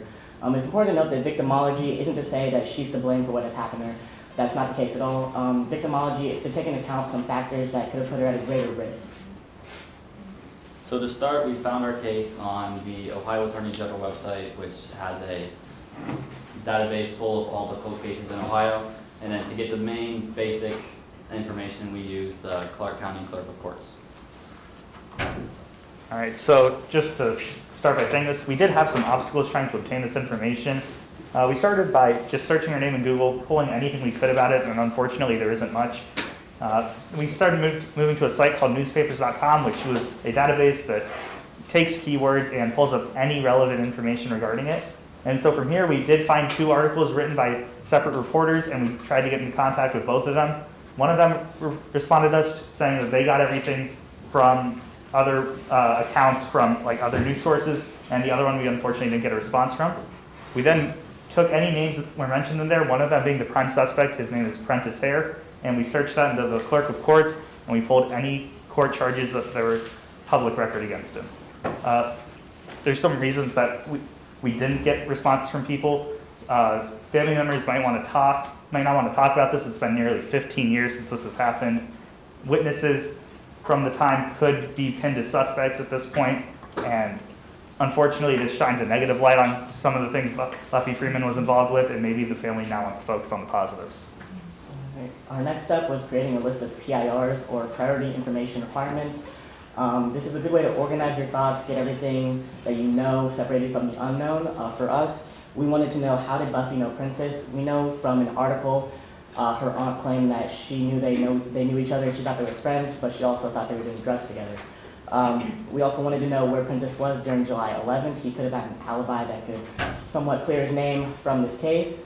We also wanted to know any other family, friends, relatives. Was Buffy married? Did she have kids? We weren't able to find any of this information at the time because her family did not respond to any of our messages or her friends. So that's just something that we put in our unknowns. All right, so if we start by looking at the map at the bottom, we see where Freeman was last seen, as well as both her residence and our suspect Hare's residence at the time. As you can see, they only lived a couple blocks away from each other, and Freeman was only found a block away from her house. And again, it's very odd that there were no witness reports, since that was on Main Street and there were many bars and clubs located right there. If we look towards the map on the top, we see that red circle, and that is where both the incident report and where we believe after getting information from the police that the body was found at. So some FOIAs that we sent out and messages, we sent out a FOIA to the Clark County Police Department to get a police report. We also sent out a FOIA to the coroner's office to get the autopsy report, as well as sent messages to the people who wrote the 2 articles we sourced and anyone who had a connection to Prentice or Buffy on Facebook. One of the people that we found had a connection to Prentice and Buffy on Facebook was a man named Jonathan Larry. His friend was actually murdered by Prentice. It's one of the 2 murders that Prentice is actually convicted for at the time. We actually were able to message him and we got a call with him. He told us that at 3 in the morning he got a call from a friend saying that Tiffany, who was murdered, had witnessed a murder and Prentice was threatening to kill her if she told anyone. That was the last time that he had heard from Tiffany, and she was found dead a couple days after. After a couple months of waiting, we received the incident report in response to our FOIA request from the Springfield Police. One of the issues that we ran into at this point was contradictory information. In the incident report, it was never mentioned that Buffy was ran over or even hit by the police officer on patrol, but in an article that we found, it was mentioned that she was ran over. We did try and contact the author of this article, but the email was discontinued, so that was something we had to clarify. Other things important from the incident report was a witness name. We did contact this witness, but we got no response. All right, so a couple weeks later, we did receive the autopsy report, and there were some key things that helped clarify just like what was happening with her that night and anything else at the scene. We did diagram where her injuries were, and those will be explained further. So the first thing that was made note of is that she did not have any pants on and her upper body clothes were torn. First, this would immediately suggest sexual assault, but the coroner quickly dismisses that, and later on then confirms that she was run over, and we find it odd that there was no mention of this in the incident report, and that article that we had was correct about that. And so our main goal now was finding how she was run over and how the police officer did not notice her at that point. Cocaine was present in her bloodstream, and this does push Prentice as a possible suspect since he was involved with drugs both here and down in Florida where he was convicted of other murder charges. There are multiple fractures covering the majority of the body, and so we are unable to determine whether this was from a struggle that she put up or from being run over by a cruiser. Continuing, there are contusions and lacerations across her body, and while this does suggest that she did put up a fight, we don't know exactly if she was dragged along the ground after being run over, and the hyoid bone fracture, as well as the blunt force trauma to the head and neck, and petechia due to strangulation do suggest this was Prentice since this was his preferred method of killing. So as we had confirmed that she was ran over, we worked with the school resource officers to try and create a demonstration to see maybe how she was laying on the ground or how she was struck by the police car while she was there. And we set up this little demonstration in front of the school to try and determine that. All right, so the contusions and blunt force trauma to the head and neck area are signs of personal connection. We've learned from Hubbard and just researching other cases that personal connection is usually involves injury to the face and neck area. We know that Prentice knew Buffy prior to her death. He also attended their family's Christmas party after her death. So we know that he knew her before. The fractured hyoid bone and petechia due to strangulation. This also connects Prentice to our case because the other 2 murders he was convicted for, they were both strangled to death. He's also suspected of strangling someone else's daughter in a park, but there were no charges pressed on that. The ripped clothes with no clothes accompanying the lower half of the body would show signs of sexual assault or rape, but the autopsy did dismiss that, as Nikhil said. The autopsy did confirm she was ran over by the police, so that confirmed the contradictory information we got from the incident report. So our explanation of what we think happened to Buffy Jo Freeman, we know she left her house sometime at the night and ended up at the park with Prentice Hare. We don't know exactly how she got to the park. And we know they were together, and that's where the incident did occur. She was badly beaten and strangled unconscious, and then the blunt force trauma to the top left side of the head was the cause of death. All right, so going further, we believe the body was left in the park, and then approximately 3 hours later, the police officer who filed the incident report was on a routine patrol and ran over the body. We believe this routine patrol was due to multiple drug tips that people were in the park doing drugs, and so from there, they cut the lights on the cruiser and they just used the spotlight to search around to see if people were off on the side of the road, and unfortunately he wasn't paying attention since he was trying to focus on the sides of the road, and he ran over the body that was lying in front of it. And once again, it was extremely hard to determine what is due to the cruiser running her over and what was due to her killers. All right. So of course there's going to be some information that we couldn't find with the resources and time that we had. Some of those are the position of the body, as Nikhil just mentioned. We set up the dummy experiment outside to try and determine what position the body was laying in. It's impossible to know exactly what position. We think she was laying upright with her head facing away from the car. She had multiple tire marks along the left side of the body, the right side of the body and up the left forearm. What injuries are due to the car? Due to being ran over, the majority of her bones were broken. It was almost impossible to determine what was due to her assailant. Whether she was killed in the park or moved, she could have been dumped in the park. We don't know if she was taken somewhere else and brought there, or if she was brought to the park, killed there, and just left there. And then the last thing, there could possibly be more than one person. One of the police officers that Hubbard was in contact to, who was also looking into Prentice's hair, told us that he was looking into there being a second suspect. So that's something that we have to take into account. All right, so going forward, we do want to try and push this witness that we got from the incident report. They are the only known witness in this case, and we believe that any information they have could be vital to us.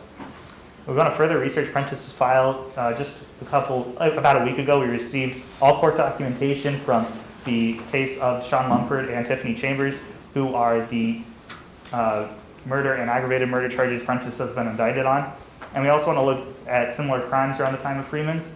The reason we picked this case is that she was one of nearly a dozen cases of located within this area of Ohio that were due to either people involved in solicitation or drug use, and we believe that Prentice could be connected to more of them.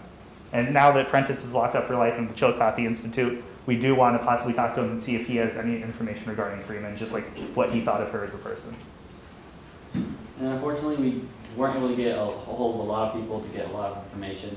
Whether it ranges from people just not wanting to talk, the family members not wanting to relive that experience, or the police department not having enough resources, as long as the new cases coming in daily that would push this case sort of on the back burner and not have a lot of time to work on it, as well as just basic sort of things that would stop them from being able to research it. And then we also want to iterate that it only takes one person to speak up to bring this case the justice it deserves. All right, for some thank yous. First and foremost, we wanted to thank Mr. Hubbard. None of this would have been possible without him. He does a lot of work in class and behind the scenes, so we just wanted to thank Mr. Hubbard first and foremost. Second, to the Mason High School resource officers. They made that video for us in the intro. They also let us use their cruiser to set up that dummy experiment. We also want to thank Christopher Schultz, who is the police officer that is also researching Prentice hair, and he was nice enough to have multiple calls with us and discuss specifically our case and what he thought is possible, and which is where we got the multiple suspects idea from, as well as Melissa Morgan, who is the host of Just the Tipsters podcast. She was nice enough to come in and talk to us, give us her insight about how she studies cases and how she gives that information out to the public, and she was nice enough to once again share what our class is doing and this event here with all of her fans. We also want to thank Jimmy Carson, who's a retired FBI agent who came in first semester and did a week-long course with us on how to find information and how to organize it. He's one who taught us about the PIRs, which David mentioned earlier. And we also want to thank the Springfield Police Department for giving us all the information we requested in a timely manner and waiving a monetary fee that allowed us to get it with limited resources at the school. And we're open to any questions. You talked about the injuries. You talked about, do they know exactly how she died? Blunt force trauma. What's that? Blunt force trauma. Okay. So he's asking, because I was asking, do they rule out an overdose? Do they know if she might have overdosed while walking? The cocaine. That's how she ended up in the road? Yeah, the cocaine present in her bloodstream was nowhere near the dose. It wasn't laced either, they ruled that out? No. Thank you. Thank you.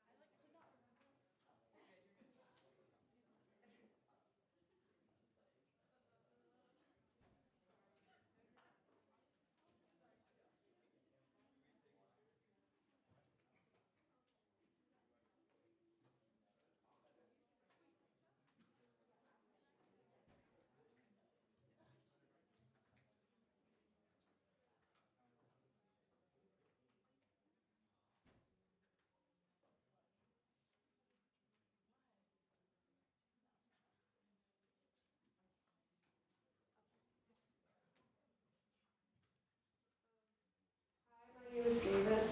I'm Sneha. And I'm Desiree Downey. Lisa Buckley was a 20-year-old woman and was part of the group known for their wild party. And to no one's surprise, a birthday party was the perfect place to have fun. The night of July 7, 1990, Lisa and her friends and around 80 other people attended a party at Cedar Lake celebrating a friend's birthday. The night of the party, Lisa was wearing a halter top, pink shoes, and colorful shorts.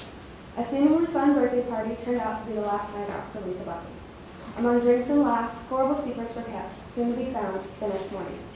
Around midnight, just outside New Paris, Ohio, on Cedar Lake, her friends noticed Lisa was missing, but thought nothing of it, entirely unaware of the dangers that lay ahead for their beloved friend. Buckley was sexually assaulted, received multiple blows to the head, and dragged into the lake unconscious where she drowned. Buckley's body was found by Guy Billy Scott and Jerry York in the early afternoon the next day. Scott was soon found to be the main suspect for Buckley's case, when he was arrested and charged for the crimes. So this was the lake where the birthday party happened. At the bottom of the map, there is a beach. That is where the keg and all their drinks were. But people mostly congregated along the probably the wooded area, because this was a private property that they probably were not allowed to be on, and they would hang out around their cars. Unfortunately, we do not know a lot about who Buckley was as a person and who she was. We do know that she was 20 years old around the time of her death, and she had grown up in New Paris, Ohio, which is where this was from. She is survived by Mary and Jim Buckley, and she has a younger brother named Jason. So a group of people had decided to stay overnight at the beach and help clean up after the party. And two of them included Guy Billy Scott and Jerry York. As Guy Billy Scott and Jerry York were cleaning up, they noticed a brightly colored object floating a few feet away from them in the water. As they went closer to it, they initially thought this was a frisbee, by the way. And as they went closer to this, they found out it was actually a body, Lisa Buckley's body. And the brightly colored object was just a pair of shorts. And Scott, another thing to note that Scott was at the party the night before, but York was not. Despite the bloating and deformity, Scott was easily able to identify the body, and Jerry wanted to leave immediately, but Scott had decided to stay because he had touched the body. And we are going to talk about the autopsy report next, and I just wanted to make a disclaimer that we do get in detail more about the sexual assault, so just giving everyone a heads up. So Dr. Lee Daniel Lehman was in charge of Buckley's autopsy. His report stated that the injuries to Buckley's body was due to sexual assault. Buckley's anal injuries were due to an object, such as a stick or a bottle, rather than a penis. Buckley also had scratches to her inner thighs and abrasions all over her body. Dr. Lehman concluded that Buckley was beaten unconscious and was later dumped into the lake to drown. Another couple evidence pieces where York had found a red big lighter and threw it in the lake because he was worried his fingerprints were on it. And Scott had also found a KFC cup similar to the one he had been drinking last night, and he filled it with gravel and threw it into the lake.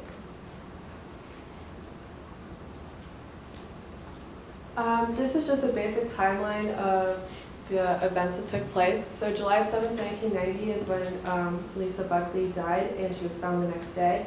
The next 3 dates along there are different conversations that Scott had that were used against him in court that had led to his conviction. There was also a self-defense case that Scott was a part of that we'll talk more in detail later. And eventually, in February 1992, Scott was convicted of raping and murdering Lisa Buckley, and has been in jail ever since.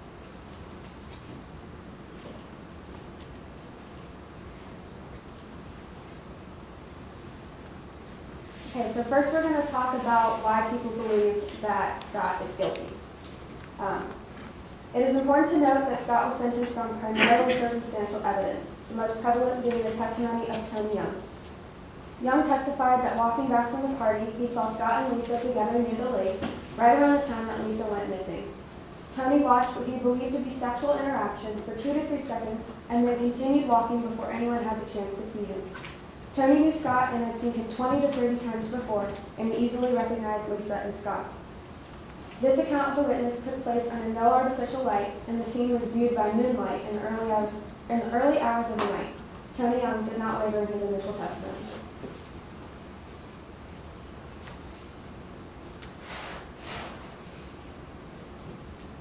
Some other examples of circumstantial evidence regarding Scott's conviction is the fact that he was found wet after midnight with no obvious reason. He did say that he was breaking up a fight, but that still doesn't explain why he would be wet.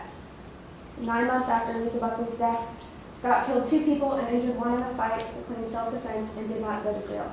The nature of this incident may have turned legal eyes upon Scott, reading the bias against his innocence.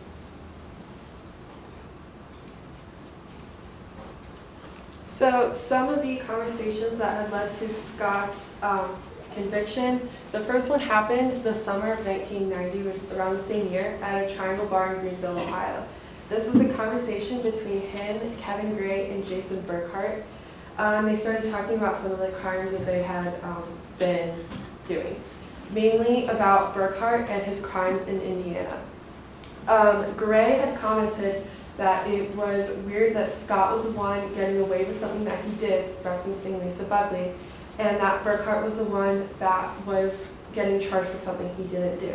The conversation then transitioned into why Scott allegedly did what he did, and he claimed that he was being led on by Lisa, and that when she refused, he quote-unquote took care of it.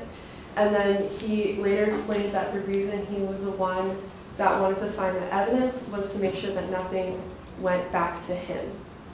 There was also a party in New Year's Eve where there was a conversation between him and 2 other people where he said that he had killed her and then laughed about it after. But Scott claims that there are witnesses that say that that conversation never took place. There was also a house party in October where Scott had asked the room to see if they thought he had killed Lisa and would testify against him, and they basically responded with a yes.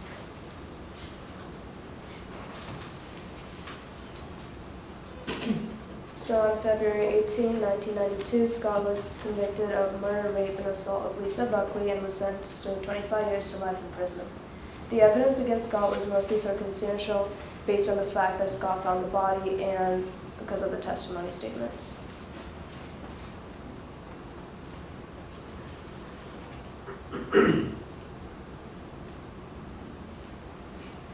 So next we're going to talk about why some people believe he is innocent. Tony Young recanted his testimony 2 different times, once in 2009 with the Ohio Innocence Project, and again in 2015 with an interview with the Preble County Police Office. Tony Young did not tell the police what he knew of until a year later and had multiple outstanding arrest warrants, and he was never prosecuted for them. Despite some inconsistencies between the recantations, it is unclear as to what motivated Young to confess that he had made up his original testimony. There are also some inconsistent details within Tony Young's original testimony. As stated before, he claimed to see Scott and Buckley engage in sexual intercourse in the moonlight 20 to 30 feet away, 2 to 3 seconds. The event that Young had supposedly seen does not make sense when considering the nature of the crimes committed against Buckley. Buckley was sexually assaulted by a bottle or a stick, per the findings in the autopsy by Dr. Lee Daniel Lehman. Although Young recanted his testimony, it does not make sense as to why his testimony was most incriminating, as his environmental factors were too difficult to tell what he supposedly saw, and that the autopsy report shows no sign of penile rape, the only assault by object, which contradicts what Young had initially claimed to witness. And now we have a demo.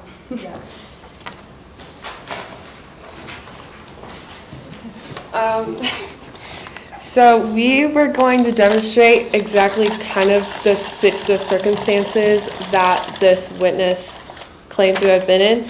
So it was in moonlight, around 20 to 30 feet away, and they apparently saw them for 2 to 3 seconds. So I'm just going to show a picture of a man and to see if what you guys may see about him and what details may you have noticed. So, and that where Desiree is standing is about how far away that they saw. So I'm just gonna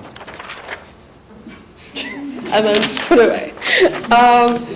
So did any outstanding details that you guys saw maybe? In the second or third row. Yes, that would be, yeah.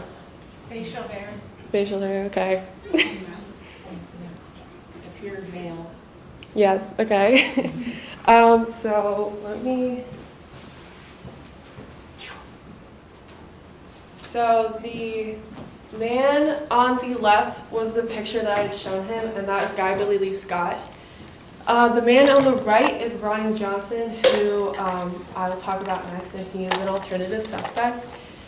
They have around the same face shape and same build, and imagining what they would look like around 1990, it seems that they could be looking pretty similar. And the fact that Tony Young had only seen them for 2 to 3 seconds, it could be either of them based on these images. So the Johnson family, Ronnie Johnson was Lisa Buckley's ex-boyfriend who was abusive, and they had dated for about 4 months. The Johnson family was not welcome into the party, but a witness had claimed that they saw Ronnie Johnson's car pulling away as they were arriving at the party around the time of Lisa's murder. Lisa Buckley's parents can testify that that Ronnie and Lisa had fought shortly before her death, but Ronnie was never questioned in the initial investigation, only by a private detective who really thought nothing of it. But usually when there's a murder investigation, you look at the significant other or their ex, and I feel like it would be obvious, especially because he was abusive and it had been known that he was. There was also Lisa Johnson, who was Ronnie's cousin and Lisa Buckley's ex-best friend. They had a falling out about prom, but had ongoing arguments up until Lisa's death. Apparently, she had been receiving threatening calls and harassment at work. Lisa Johnson was said to be bisexual, and that could point to a motive where Lisa Johnson had liked Lisa Buckley, but Lisa Buckley did not reciprocate. There was also a case around 3 years earlier, around 1987, where Lisa Johnson had a romantic relationship with a minor and had taken her across state lines into Indiana, where eventually for about 5 days they headed towards Indianapolis, but was eventually arrested and charged with child stealing and was found guilty. But she was acquitted on the basis that there was no criminal intent behind it, but it could support more irrational behavior.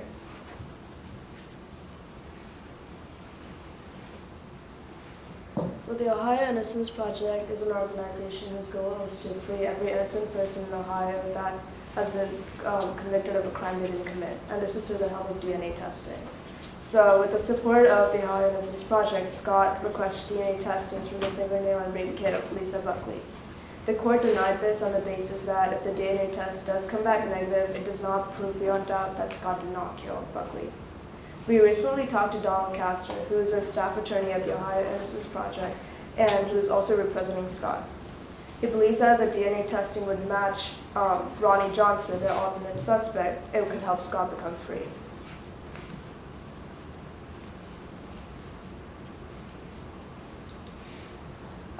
We had found on a website while we were researching a collection of statements and anonymous descriptions that point more towards Scott as being innocent. The main one that we had was Kevin Gray, who was a part of the conversation at the bar, at the Triangle Bar, where he did, at the time of this conversation, had charges against him. Allegedly, a detective had come to him and asked him if he would be able to follow Burkhardt's testimony against Scott, saying that Scott had testified or had confessed to the murder. And in doing so, Kevin would get some charges dropped against him. And yet he still refused. At first, we thought Gray refused to testify because they were friends, but this could point to a different situation.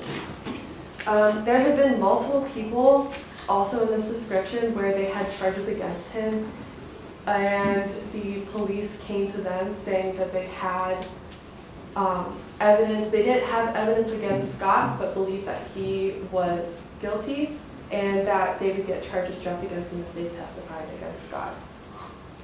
There was also an anonymous statement that said that they were with Ronnie and Lisa Johnson the night of the murder at a different part of the lake. The Johnsons, again, weren't invited to the party, but this person was, and they went to go grab a beer, and as they were walking back, they allegedly saw Lisa Johnson walking back from the barn, or back from the lake near the barn, and then saw her and Ronnie Johnson driving away.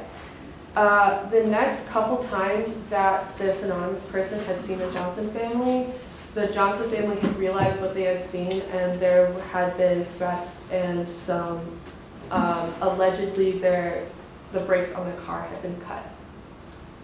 There was also a message from Stephen Hobbs, who was Scott's defense attorney, saying that he believes the prosecutor wanted Scott to be convicted fast based on a political pressure that we will talk about next.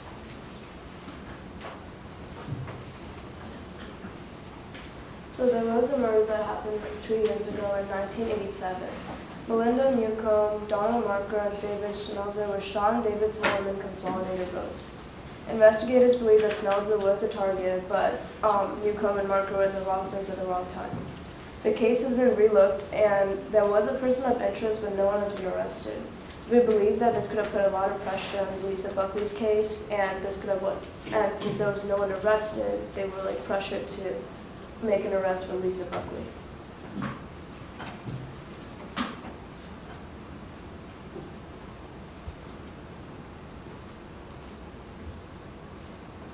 Okay, so now this is what we believe. If Scott is innocent, we believe it could be someone from the Johnson family, either Lisa or Ron Johnson. The main points of our confusion is that Scott killed in self-defense with a gun, whereas the murder of Buckley was very violent and personal. These two different MOs lead us to believe that someone with a personal motive, like Ronnie or Lisa, killed Buckley. There were many problems with the testimony that was given and the circumstantial evidence that criminated Scott. We believe that since the police did not have anyone arrested for the consolidated murders, they may have felt pressure to keep credibility and quickly arrested someone for Buckley's case. In order to bring true justice to Buckley, we will leave you with the following questions to ponder. Number 1, why won't the police agree to DNA testing? Number 2, what truly happened that night? And number 3, is someone else responsible for this crime? And now we will take questions. Thank you.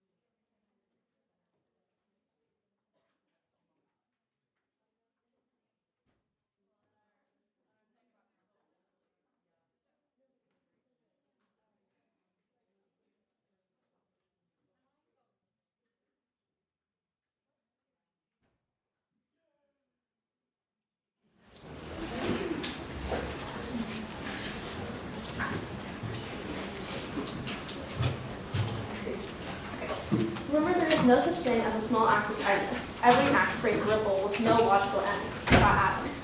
This quote embodies who Elizabeth Falco was. I'm Nancy. And I'm Riley. Today we will be shining light on Elizabeth's story. September 14th, 1990, Elizabeth, her brother, and some friends had made plans to meet at the Bank nightclub. That night, however, her brother had fallen asleep and hadn't made the meeting. Elizabeth went on with her night, dancing and drinking with her friends. The last person to have seen her alive was the club's bouncer as she drove her bike down the street into the night. Her family held out hope that she would eventually come home, that she had just been off chasing the Grateful Dead as she had done before. But whenever her family didn't even receive a call from her on her youngest brother's birthday, they knew that something had happened. A month after his birthday, she was found dead in the Tunica Marsh across from the Philadelphia International Airport. So we began with just some information given to us by Christine Marcucci, a family friend who would not stop pursuing justice for Elizabeth. She contacted us and several other cold case investigative services in hopes that someone would look into Elizabeth's case. After seeing what an emotional toll Elizabeth's death had taken on those who she knew, not only her family, but those who knew her, we chose this case to see if we were able to further explore paths that had not been taken 30 years before. In the beginning, she gave us the autopsy report, some news clippings, and other information that she had collected through her numerous attempts to find out what had happened to her childhood friend. On November 14, 1990, a man happened to be walking his dog south of Tinicum Avenue in Philadelphia, Pennsylvania. His dog was attracted to something in the tall grass, and there they found a body. Using dental records, this body was identified as Elizabeth Falco. She was found with a plastic bag covering her head and a larger one covering her torso. She was wearing a t-shirt that had "Weekend Attitude" written across it, while her button jacket was found near her body. She had nothing past her torso except for her shoes and socks. The weather for the past 2 months had been an average of 75 degrees, along with 15 days of rain in October, meaning her body had been fairly decomposed. These events, along with the environment she had found it, had led to a sped up in her decomposition. The autopsy report had also noted some of her close associates, being Chris Bender and Kathy and Sharon Kelly. They lived with her in her apartment, and after we spoke with Christine, we found out that Chris Bender happened to be Elizabeth's boyfriend. Her pelvis... At 5'1" and 110 pounds, Elizabeth was a fairly small adult. Okay. There are certain things about the crime scene that can tell us about the killer, starting with the plastic bag. It was covering her face and not the rest of her body. This could mean that the killer wasn't trying to mask her identity rather than hide what he had done to her for himself. Her pelvis and lower extremities demonstrated advanced decomposition with mummification. Insects consisting of fly larvae and various beetles had been found, meaning that her body had been in the same location for quite some time. This probably meant that she was dumped in the Tinicum Marsh soon after she was killed. Though she is small, the killer must have been strong enough to lift her body out of the car and to the specific spot in the marsh it was, since it had no direct path to it. This means that the killer must have had an average build. We think checking her clothing for fibers and the killer's DNA could yield results leading to an identification. The killer had driven at least 20 minutes from the nightclub to the marsh, meaning that there might be fibers on her clothing from the killer's vehicle. As Elizabeth's main form of transportation was her bicycle, it's unlikely that she would just leave it on the street for someone to take. Instead, we think that the car must have been big enough to fit both Elizabeth and her bike. If she had put her bike in the car, this meant this was someone she obviously trusted. And we also know that since the method of murder was strangulation, we believe that this killing was not planned. Most likely, this was someone she trusted, and while sifting around through the autopsy report, we found many inconsistencies, such as the cause of death even. She reportedly had strangulation marks, gunshot wounds, and knife wounds, though this simply wasn't true. During the processing, her mandible even went missing. We tried contacting the original medical examiner, but we had found that he's since passed. Originally, we found out about Chris Bender through the autopsy report. After speaking with Christine, we found out that Chris is now since deceased. He had been under the influence as he wandered through an expressway. So this is something we later found out he did on a regular basis. As he entered the road, an off-duty cop came up and hit him with his car. And with that went our ability to hear his side of their story. In our talks with Christine, she had also mentioned other people Elizabeth was close to. While we are still in the process of getting in contact with other friends, we found one of whom, which may have been her cocaine dealer. Unfortunately, this person's name is not public record, so we will be referring to them as MK today. Elizabeth only knew this person through Chris Bender, her boyfriend. After Elizabeth's death, this person disappeared, and since the case has been open with no new avenues of investigation for the past 30 years, examining this case was extremely difficult. Many of the people we were attempting to find had since passed, and it began to seem like we wouldn't find a first-hand account of anything. Under the Right to Know law, the autopsy and crime reports are public record. Under the Coroner's Act, the name of the descendants, along with the cause and manner of death, are also public record and available for under immediate access. We submitted the Right to Know law form, and exactly 30 days later, we were rejected. In order to get any information from the Philadelphia Police Department, we would have to get permission from the next of kin. So then our next step was to contact the family. This took longer than you would think, and after weeks of searching, we found the Facebook of the eldest brother, Mike Falco, who's in that plaid blue shirt right there. We contacted him informing of what we were doing, who we were contacting by, and what we were doing within our course. We asked if we could take an hour of his time to ask him a couple questions about his sister and her life. Fortunately, he agreed, and we talked to him through Zoom. He told us who his sister was when she was alive, how she took care of him and his siblings. She was a feminist, an upstanding woman, a lover of dance and social justice. She would stand up for herself and her family. He spoke to us about the night she went missing, how they planned to meet that night like they did every week. That night, Mike had fallen asleep and did not meet with her at the club. She went anyway with some friends, and the bouncer at the club was the last person to see her alive. Most importantly, he told us about the original police investigation. They theorized that she had been riding her bike down the street, maybe to go meet with someone, or maybe she just happened to bump into someone she knew. This person we will be referring to as MK. MK could have been her cocaine dealer. We think that they met up in his car, and in exchange for drugs, MK asked for sexual relations. Whenever Elizabeth denied him, this damaged his ego, and MK responded physically towards her. The autopsy notes strangulation. We believe that the person she had run into may have sexually assaulted her. We're unsure if the medical examiner had actually run a rape kit or if her body was too decomposed to do so. Since strangulation is personal, it meant that the killer must have been close to her body, and if the crime had occurred in the perpetrator's vehicle, there would have been evidence in the car. But again, this is just a theory, and the only person who truly knows what happened that night is the person who did it and Elizabeth. Pennsylvania's crime rate was extremely high at the time, and most likely that medical examiner's office was extremely crowded. The family believes that cases like Elizabeth's were swept under the rug because of things like crowded medical examiner's office, trails go cold, and that's why it's important to reinvestigate these cases and try to devote time and resources to them. Using what we have found, we created a mind map that connects all the people back to Elizabeth.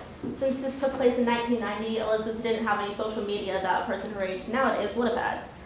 So we were investigating the interactions between her and her family and friends. It was important that we reached out to them. Thankfully, some answered, and we were able to see the type of person she was when she was alive. This told us the type of profile, the typical person Elizabeth was close to. Since we believe that her murderer was a person she knew, this gave us a list of people to look into. So using the information we were given and the information we were found, we built a profile of her murderer. Now, this is not definite, but using what we know about human behavior and thinking, this is what we believe can be used to narrow down the suspects. The killer was most likely a Caucasian male in his early to late 30s, since this was the typical person Elizabeth was friends with and was comfortable around with. A male with an average build, enough to lift her body all the way to the marsh. This was not a serial occurrence, and she was most likely killed by someone she knew. This person was familiar with the Philadelphia area enough to know about the marsh, and that the marsh had been used as a dumping ground years prior. Strangulation occurred in the heat of the moment, after she damaged his ego, meaning afterwards, when covering her face with a plastic bag, they were trying to cover her shame. An article was recently released about Elizabeth and the work we and her family are doing on her case. You can check it out at njpen.com. These other newspapers that were released a long time ago when Elizabeth first was murdered, Her family misses the responsible older sister they could have had, and they wish they could have spent more time with her. Elizabeth was a caring person who lived her life to the fullest and tried to make a change before her life was stolen from her. For our next steps, we hope to work with the Philadelphia Police Department and forensic nonprofits to examine old evidence and look for DNA markers.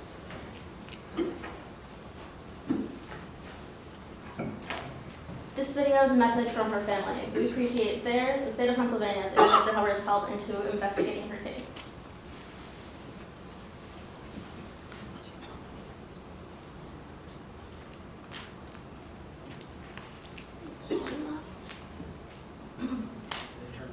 Yeah, can you check if it's right? The keyboard and turn the sound off. What my sister was to me, she... Clear, 11216, what's your current location? Oh, wait. I'm so sorry. 11216, clear, 6100 Mason Montgomery Road. 11216, what's the nature of the route? 11216, I struck a female. She was laying on the ground. I struck her with my cruiser. She's unresponsive. I need the squad to step it up, please. Okay, so this was her favorite band, the Grateful Dead, playing in the background.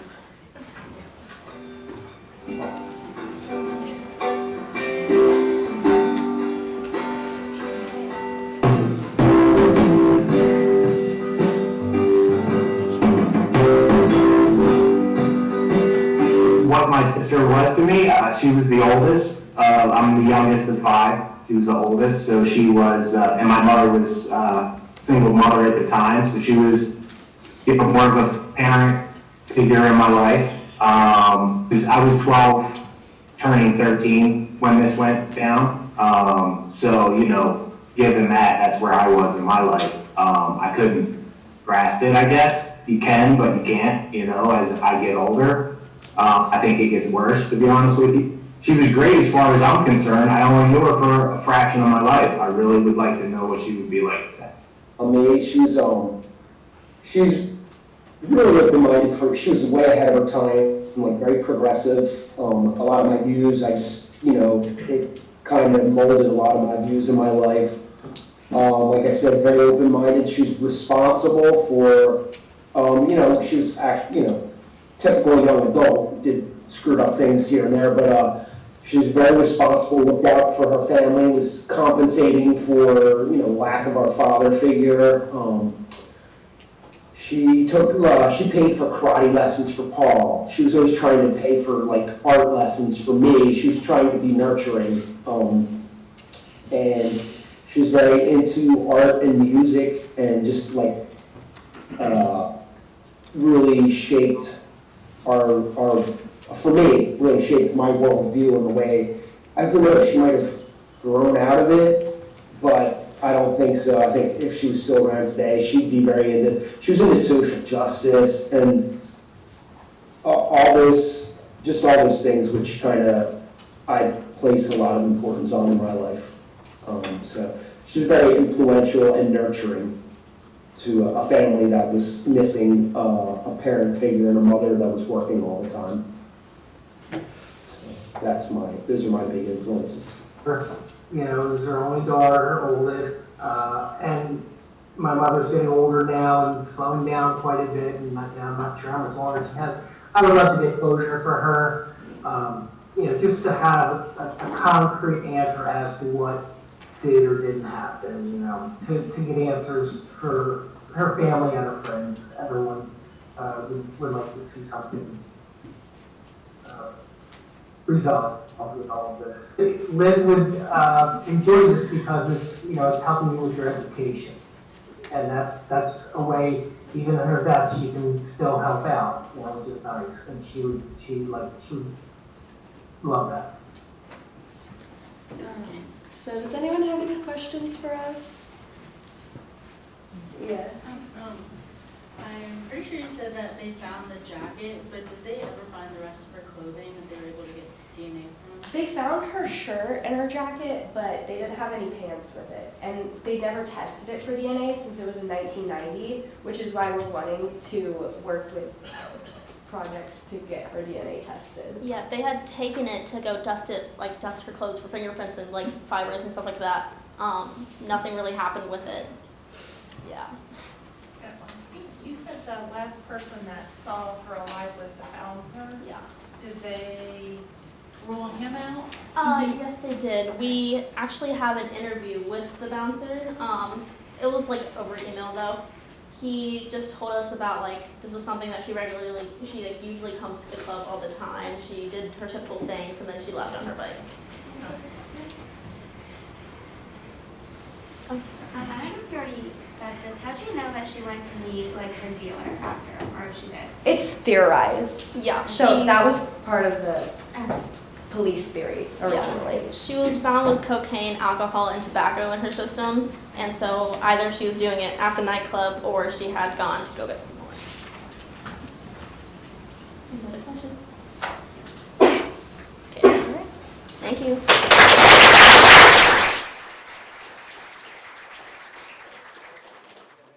We were gonna take a break, but I think with time, we gotta keep moving. Yeah, let's keep Oh, going. if you have room, please go ahead.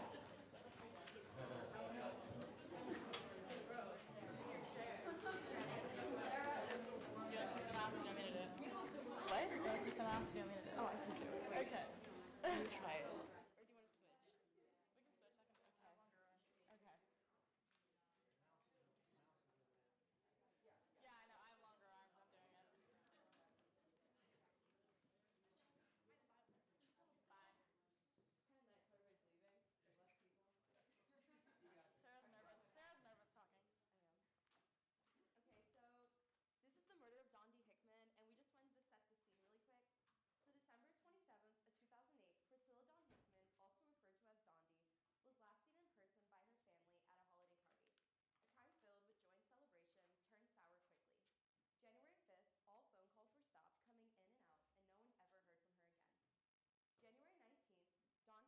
Found her closet wrapped in her own sheets, found by her sister, strangled to death.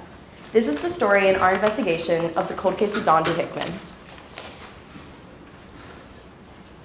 Oh, bro, really? What did I do? Just hold it over here.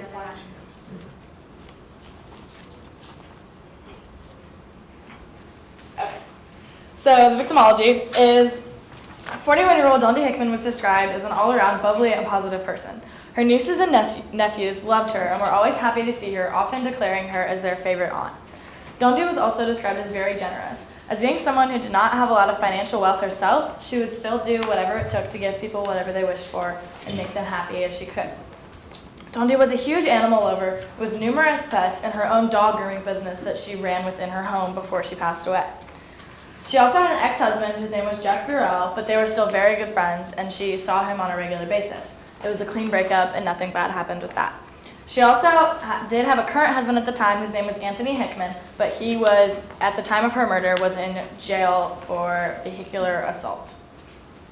Dondi also has been described that she had she had a DUI, so she relied on other people to drive her to work because she could not drive herself.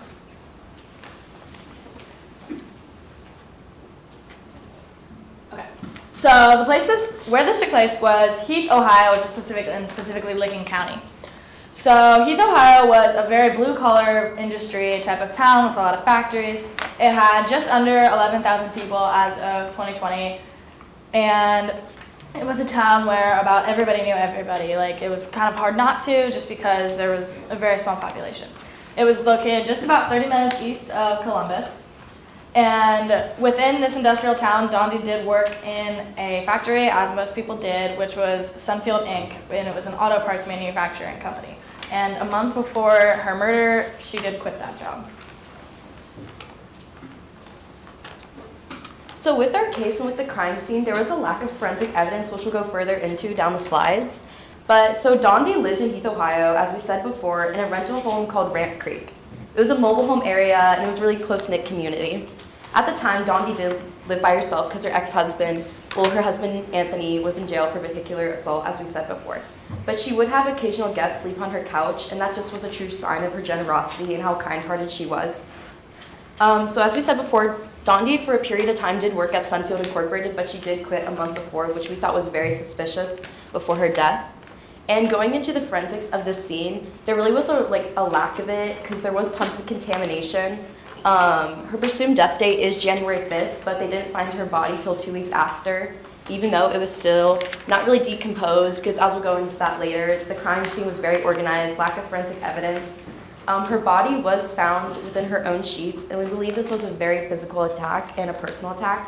She died by strangulation, and there was a struggle in the kitchen before she was taken into her master bedroom, strangled with a ligature, which we believe was a belt, and then stuffed in her closet.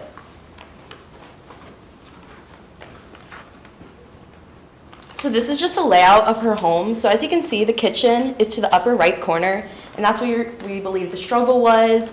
And then we believe she was dragged to the master bedroom, where we believe the suspect obtained a belt and strangled her with it, and then wrapped her in her own sheets within the master bedroom. And we believe that is what the closet kind of looked like and what she was stuffed into. So with our case, we wanted to print out like a good timeline, but there are tons of plot holes, not many things, settled dates within it. So we do know that December 27, 2008, Dondi was last seen in person by her family at a holiday party. The December 28th and January 4th, there was really no contact or no certain events that did happen. January 5th is her presumed date of death. Her perpetual calendar stopped, and we did have a phone call with her sister, and she declared that Dondi, that was a habitual habit of hers, and that she would never just break that out of nowhere. All phone calls were also stopped coming in and out.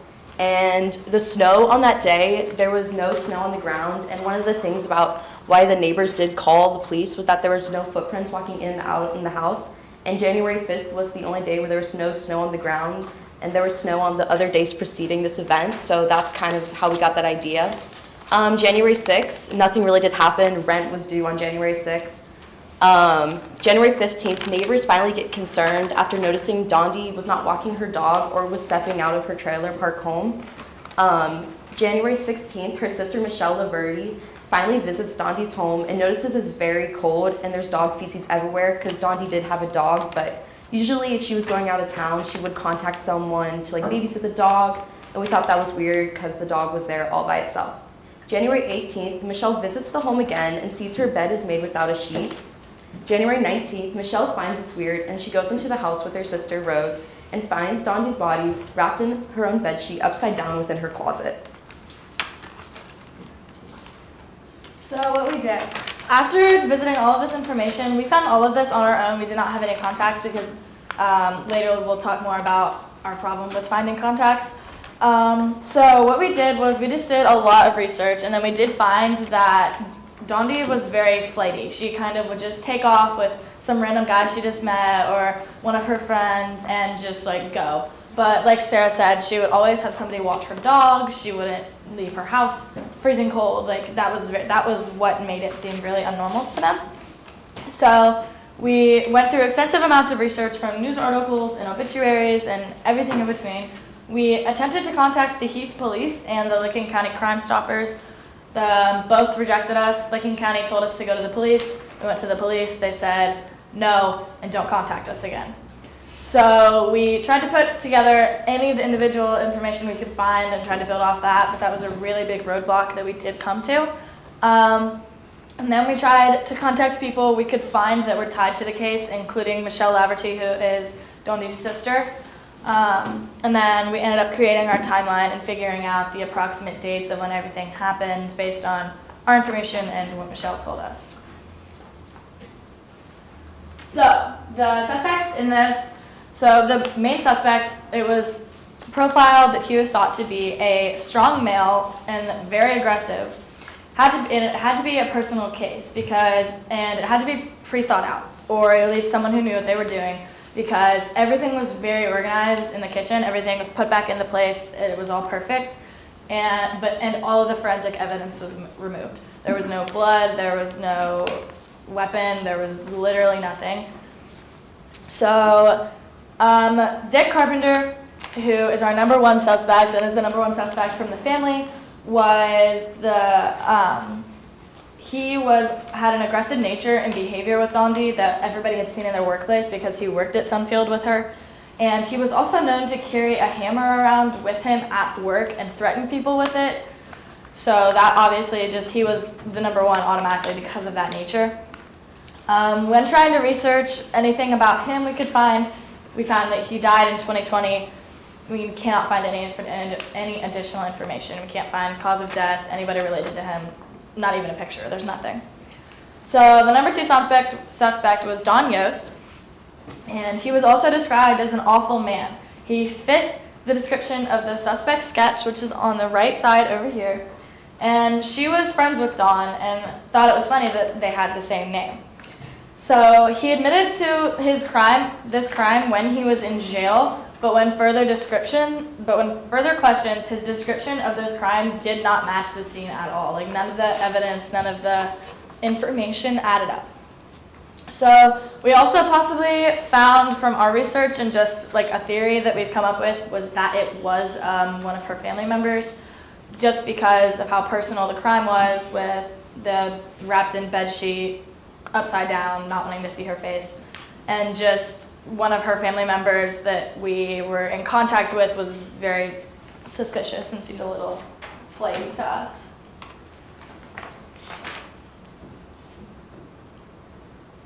And going off what Holly just said, we just came up with that theory because we thought it was very weird that you checked the house 3 times and you're looking for your sister and you don't check the closet until someone's with you as kind of an alibi and to say like, oh, like I found this with my sister. So we thought that was very weird that you wouldn't check the closet. Because I know personally, if I'm looking for a loved one, I'm checking every room for just a hint or a clue of where they went or even like a note or something. So as we said, we did have one person that we contacted that actually wanted to help us, and that was Michelle. We contacted her through LinkedIn after a couple of trials and errors of trying to contact her through the Facebook, through Twitter, and there was no things besides the LinkedIn. So she gave us a lot of great information, and we do have to accept that this information, it is a biased source as the victim's sister, but she did give us tons of information that was entirely overlooked by the police, and that there were barely public details. So just calling her, it just helped us out a lot and gave us like tons of inside details that we would have never found.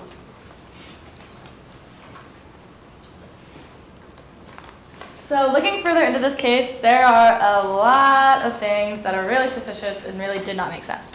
So Dondi's autopsy was not revealed to the family, and they actually will not give it to the family. We don't know why. They don't even know why. They just say no. So the police did not help the family at all. And the police also did not treat this as if it was a homicide investigation. They treated it as a missing persons case. So they were letting people go in and out of the house. It reminded us a lot of the John Benet Ramsey case. They were letting people go in and out. They were letting landlords, possible suspects, like everybody go in and out, everybody touching things, everybody moving things around, which is why it was so hard to find forensic evidence. So, and like we said earlier, when we reached out to the Heath Police Department, told us no, and they were like, don't contact us again, like we're not going to tell you anything. And they also told us not to contact anybody else that was in the same position of power as them, or above. So the lead detective who was on Dondi's case her name was Jamie Coulter, and she was forced to retire early before this case was ever concluded, which we found very suspicious. Like when we also could not get a hold of her, and when we asked Michelle, Dondi's sister, about it, Michelle said that all of her connection to Jamie had been cut off. Like her number was no longer working, her email was shut off, nothing. We couldn't, nobody can get a hold of her. So.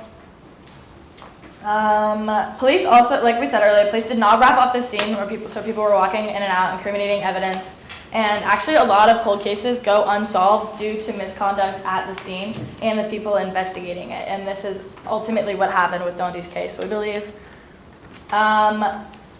So also nobody stole anything, like there was nothing gone, there was nothing that would constitute a normal homicide case, so obviously this is another reason we thought it was personal. Also, like Sarah said earlier about Michelle not checking the closet, obviously just odd. So, and then we solidified the date of death by the tracks in the snow, and that was really the only way, whereas the police and everything they could not figure that out, and we could. So it was just very odd. And then also the way that Dondi's cause of death was revealed to them was over the TV. They did not, the detectives and the police did not say anything to the family. They were watching the news and a story about Dondi came up and they said that it was by ligature. And then later, when Michelle was talking to one of the detectives that were on the case, he looked at her and said, "Did your sister own a lot of belts?" So that was how they found out what happened to her. And another odd thing while looking further into the case is that the FBI did offer to help the Heath County Police Department, but they rejected their offer, which we thought was really weird because if you're going to get help with the case, why would you want to reject that, especially from the FBI?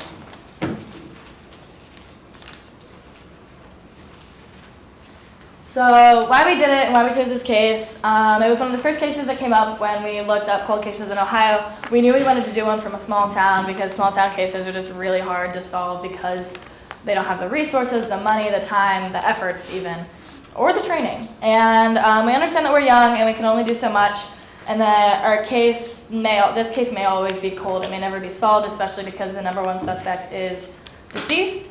But it is our effort and awareness towards cases like this that means so much to the family and those affected by these murders. And either way, if it doesn't solve anything at all, people earlier were saying, somebody else can pick up where we left off and maybe get more information. So, any questions? All right, she had a dog, and so she stopped contact with the family around early January, so a few weeks later, the sister went in.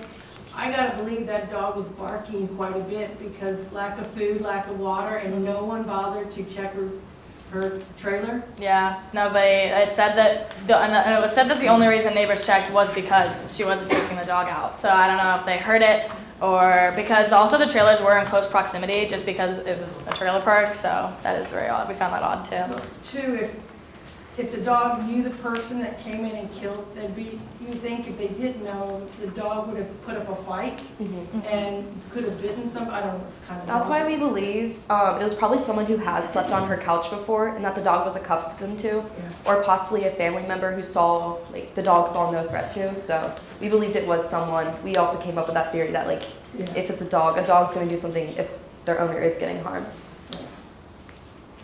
Okay, you said that the sister noticed that the beds were made without sheets on the second time. Did she just not go into the bedroom, or did it happen after she went the first time?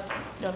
She honestly did not tell us why that was the second day she found that. I don't know. We don't know if she didn't go into the room. We don't know if she just decided to pull back the sheets that day, or even how. She didn't even tell us how she found that the sheet was missing. She just said the sheet was missing. So we honestly have no idea. And then also, nobody witnessed anything, right? Nobody. So then how did they get the picture of the possible suspect? So actually, there was a single witness, but he was later found not credible.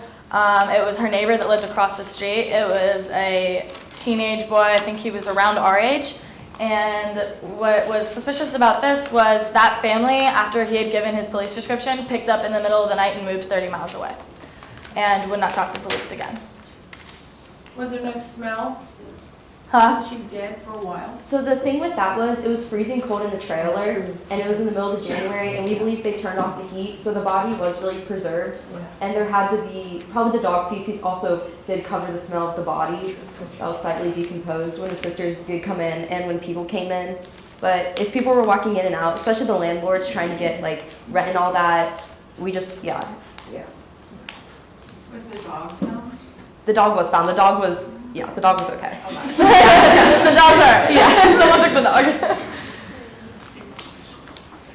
So then couldn't that also be a reason why maybe the person knew it if the dog did not put up a fight or anything and was comfortable with the person that was walking in? Is that a possibility that the dog or the person that was coming in was an often visitor if that dog didn't do anything? Yeah. We also believed it to be obviously that kind of thing. We also, like we said earlier, believed it to be someone who had been to her house multiple times before just because everything was put correctly back into place. Did you get the name of the neighbor across the street? Oh, we did. His name was Kyle. I don't want to say his last name, but we did figure out that his family did move up in the middle of the night to Pickerington, and he's in jail for something. I truly forget, but he's in jail right now. So we can't really contact him. Did Kyle ever watch the dog? No, that was Eddie. So if Dondi would ever go out of town, she would sometimes. She would always get Eddie, this guy, to babysit her dog. And Eddie kind of had a weird crush on Dondi. Like on her Facebook post, he would post weird things like "I miss you a lot" or like this like poem. So he was kind of weird. But when we talked to the sister, she didn't really have any negative feelings about him or any suspicions about what he did. When did her husband go to jail? I think it was 3 years prior to her being killed, and he was sentenced for 6 years. 6 years. So. So did they clear the witness at all? I mean, isn't that kind of...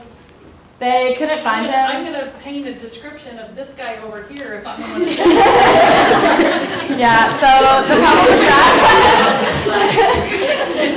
problem with that was after he picked up and moved, they could not get a hold of him, and the police department honestly did not seem like they really cared that much. So we think they just gave up. I don't know if this is has to do with why the police wouldn't want to talk to you, but do you think that they suspected someone in the family? Because if they didn't give them the autopsy report to her actual family, I think that they were also thinking the same thing.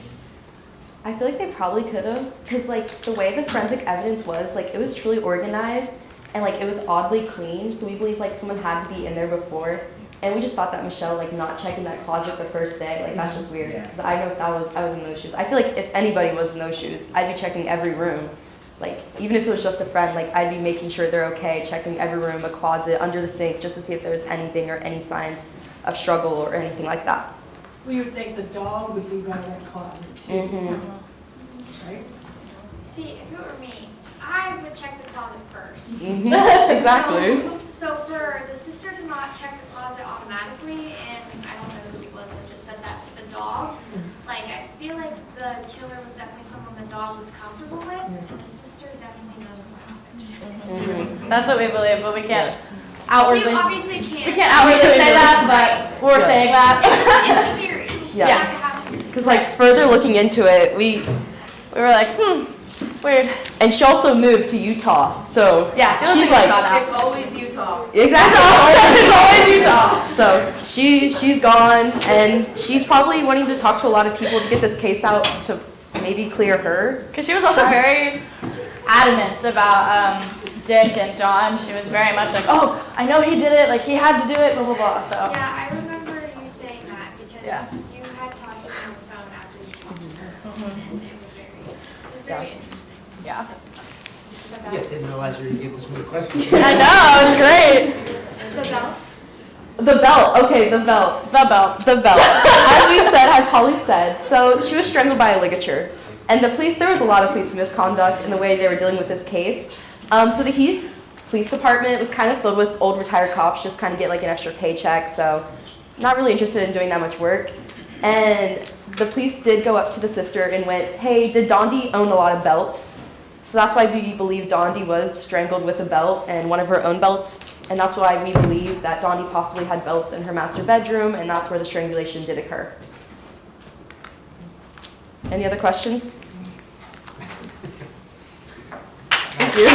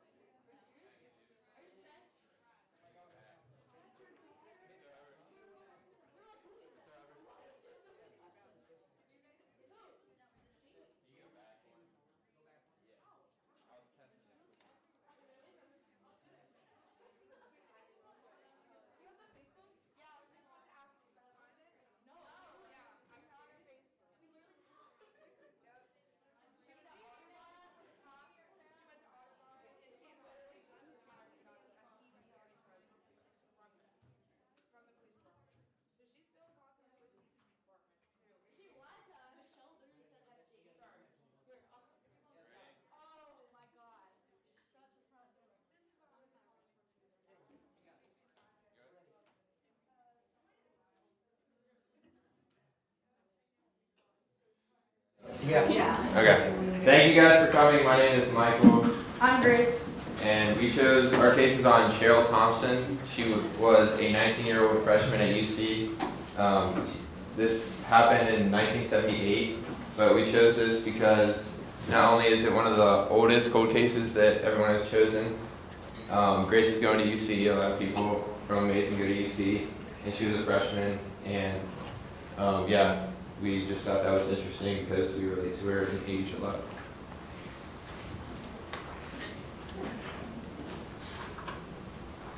The case details: on April 8, 1978, 19-year-old Cheryl Thompson was found strangled to death, as well as blunt force trauma to the head on the banks of the Little Miami River.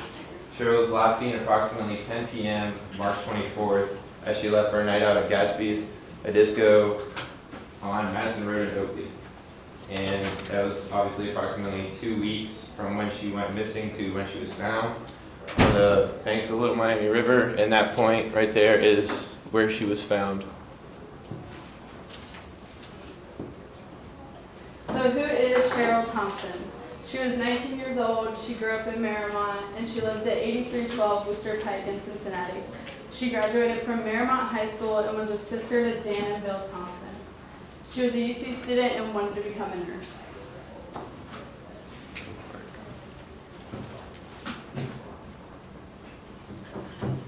Where she was from. Cheryl went to Marymount High School, where she, the year prior to her death, she graduated, and that's only 30 minutes from here, so again, we thought that was pretty interesting. She was described by her school friends as very friendly. Her brother once said in an interview she was a good student, but even a better sibling, and Marymount has a pretty low crime rate, especially at the time, so it's generally a very safe town. And because she was 18, 19, we can kind of relate to that. And when you're in your senior year about to go off to college, kind of the last thing you're thinking about is someone, you know, bad walking around the streets where you live, because that's generally where you think you're pretty safe. So March 24th, 1978 was the day she was last alive. Cheryl ate dinner with her younger brother Dan, who was the last person to see her alive. And TV dinners were really popular in the 70s, and that's what they did that night. She then left to go somewhere that was once called Gatsby's Disco in Oakley. There was no indication that she ever made it inside, and her car was found at a nearby gas station. And then that first picture is a little before 1978, but just to get an idea of kind of where she was. And then that's a pretty recent picture. I think it was like 2015. And that's obviously the same movie theater. So that was pretty cool. After Cheryl was found laying face down on the bank of the Little Miami River, an autopsy performed by Hamilton County coroner detected Thompson's death a homicide by means of strangulation and blunt force trauma to the head. When we originally took the case, we were trying to go down to this area, but we couldn't. As you'll see later, we tried to contact a lot of people, and we could never set up a day to go down and kind of just check out the area, but there's a picture of about where she was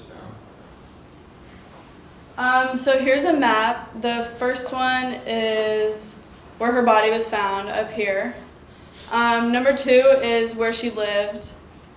Number 3 is where she went to school, so this is UC. And then number 4 was the club that she was going to. So they're all relatively close, but the body was a little further than everything else. And here's a timeline. It's kind of hard to read, but the 24th is over on the left, the first one, March 24th. Cheryl Thompson leaves her residence at 10 p.m. And then early in the morning on the 25th, just obviously about 10 hours later, Cheryl Thompson reported missing by her brother at approximately 9:40 a.m. And then all the way over here on the right, April 8th, 1978, Cheryl's body is found 9:40 a.m. by Ohio Department of Natural Resources, Game Protected. So these are some of the steps we took. First, we found all the possible information we could about her that we just looked up. We attempted to contact her brothers, but we weren't able to find either of them.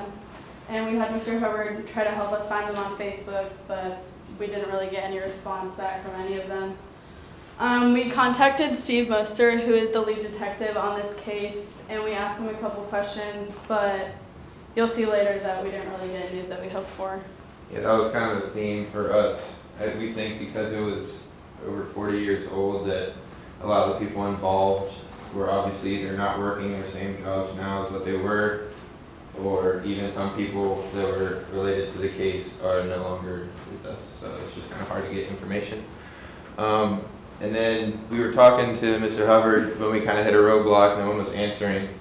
And he was working on a case, and one of the, I think either suspects or killers was Larry Ralston. He was born in 1949, serial killer and rapist from 75 to 77. We didn't notice that at the time, but obviously we figured it out later. He was sentenced in 1978, admitted to killing 5 women and raping 3 teenagers in this area. And we thought it was interesting because it was obviously right around that same area. It was in the 70s, later 70s, that we first knew of. So we kind of tried to make a connection. Later we found out that he was already caught at the end of the 78, and he was sentenced at at the end of 77, and was sentenced in 78. So he couldn't be the killer in our case. We just thought that was pretty interesting. So this was Steve's response to some of the questions that we asked. He said he had a meeting discussing the Cheryl Thompson case. Even though it's considered a cold case, they said they never stopped investigating it, but unfortunately, he said he wasn't going to be able to share any information, even though at the start he did tell us that he was going to help us, but a couple months later we figured out that he was not going to be able to help us.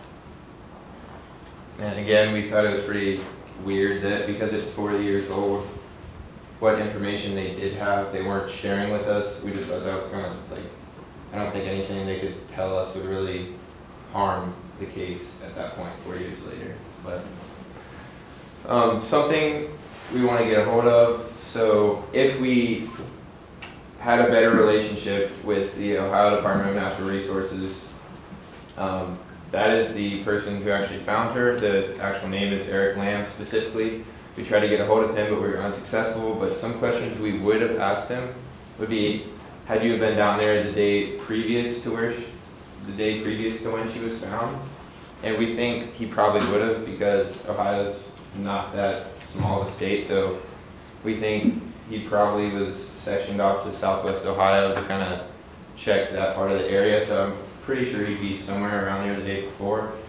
And then was she out in the open or somewhat hidden?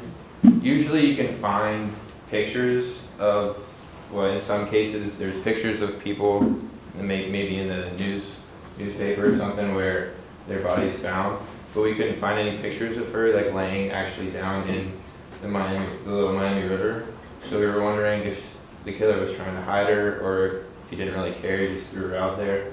And then, had decomposition started yet? We knew when the day she was missing and the day she was found was about 2 weeks in between, but we didn't know obviously when she was killed in those 2 weeks, so we wanted to see how much decomposition had gone on the body when she was found.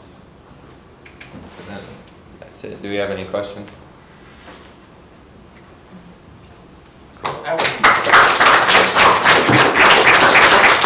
That's the hard part of the case, like that, 40-some years later, like he said, I don't know exactly what they're holding back that could cause problems, but 40 years is really difficult to find information. Good job.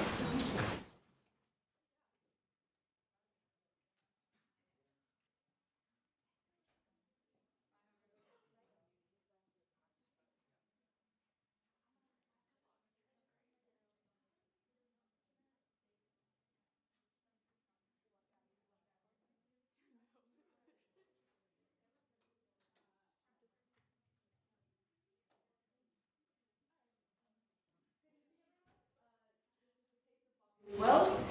Let's get started. My name's Rebecca. My name's Nicole. I'm Jada. I'm Brittany. So let's not waste any time and jump right into this. So on a cold February evening, 2 17-year-old boys were playing when they stumbled upon a bundle that was wrapped in a sheet and duct tape.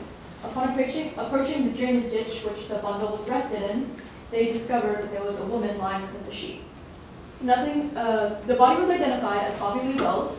She was murdered by 2 blows to the back of the head, and the Fulham County coroner determined that she died from a hammer or a hammer-like object. So who was Bobby Lee Wells, and how did she end up in that drainage ditch? Bobby Lee Wells was a 30-year-old woman who was living in Taylor, Michigan in 1980. On February 13th of that year, Mrs. Wells planned out to fly to Birmingham, Alabama. She purchased a plane ticket and her luggage was checked in at the airport, and though her luggage arrived at Alabama, she never did. Bobby Lee Wells had a husband and a 2-year-old daughter who lived with her in Taylor. Her extended family lived in Alabama, hence the trip back to her hometown. Bobby's luggage in Alabama was the last trace of her plans on February 13, 1980. It took 3 days for Bobby's body to be reported missing by her husband, but Bobby wasn't found until 2 months later wrapped in a sheet in Fulton County, Ohio. We found Bobby's case by researching cold cases in Ohio. We found this article, Could Man Accused of Murdering Sierra Jagan Be Responsible for Other Cold Case Murders? This was our first and only introduction to Bobby Lee Wells. In this short excerpt is the only online mention of with Bobby's name in it. 1980, Bobby Lee Wells, 30, was found along County Road F at roads 2 and 3 in Fulton County. Her body was beaten with a hammer. Worley's home is just a few miles away at County Road L and Road 6. These two sentences were enough to get us started on this case. We began by building a list of PIRs, or Priority Intelligence Requirements. This is a list of all our unknowns, and at this point, we had a lot of unknowns. We didn't know the day she was killed, her family members, or even what she looked like. The more we found, the more our PIR list grew. And whenever we hit a dead end, we would look back at our PIR list for new ideas or directions to investigate. The first thing we did was look for old newspaper documents that occurred using newspapers.com. We were able to find several clippings that gave us a lot more information. Any brief mention of the case in any article was documented and carefully examined by us. Through these papers, we were able to find several things: the location of where everything happened, the rough timeline of events, and the names of her family members, including her husband and daughter. With this research, we were able to come up with a timeline of events that gave us a good visual of when everything occurred. It was on February 13th, 1980 when Bobby went missing, and a whole 3 days later when her husband reported her missing. Then on April 13th, 1980, her body was found in Fulton County. The next day, she was taken to the medical hospital in Toledo, and then on April 15th, her brothers identified the body as Bobby Lee Wells. One of the questions that stood out to us was, why did it take so long for her husband to report her missing? 3 days is a long time to be missing. But to answer this, we have to look back to the time this occurred. Bobby went missing in 1980, and communication was drastically different. Cell phones weren't popular yet, and the internet had yet to exist, so Bobby couldn't just send a text message when she landed as we would today. So this lack of technological advancement could be why it took so long for her to be reported missing, but it's still something we want to look into. But the biggest question that remains unanswered is, where was Bobby in the 2 months she was missing? Her body was found in a shallow area of water, so this would have slowed the decomposition of her corpse, especially in the cold February weather. Due to these conditions, many reports said that the coroner could not determine a date of death. But we learned from an anonymous source who was close with Bobby that the date of death was determined to be shortly after midnight the same night she went missing. So for all we know, Bobby could have been in that same spot for the 2 months, or she was somewhere else in between. In hopes to answer these questions, our plan was to reach out to the police departments involved and ask for documents such as the 911 call, the initial report document, and the autopsy report. We're hoping that these documents would give us new insight on the case and learn more about the details. We reached out to the Taylor, Michigan Police Department, the Fulton County Sheriff Department, the Federal Department of Justice, and the Ohio Bureau of Criminal Investigation. We use various methods of communication like public records, FOIA requests, or Freedom of Information Act, and even just emailing authorities like the prosecutor of Fulton County. After these efforts, most of our efforts were denied on the basis that the case was an open case. It was an investigation of privacy, or even that they didn't have the information we were looking for. We only got back a single newspaper clipping sent to us by the Fulton County prosecutor. From this short article, we learned many things. One of the most important details we learned was that Bobby's flight had a brief layover in Toledo. This makes it much more probable that she went missing from the Toledo area rather than before in Michigan. When we mapped it out, we found out that it was a short 12-minute drive from the Toledo Express Airport, one of the only public airports in Toledo, to County Road F, where Bobby's body was found. This brings up an important question. What would make Bobby leave the airport? It would be much harder to abduct someone in a busy airport with all the bystanders around to witness.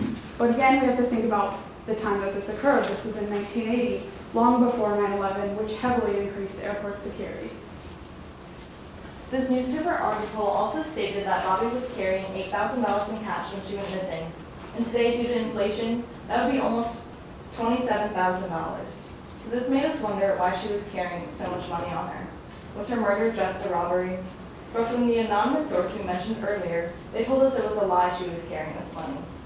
Supposedly, her husband told this story, saying that the money was from selling their home in Texas.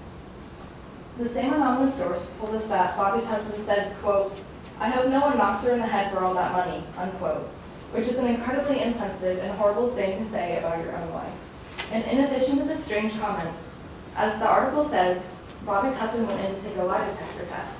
So it seems like many fingers were pointed at Mr. Wells, and it makes sense. When a female is murdered, most time the husband or the boyfriend is the perpetrator.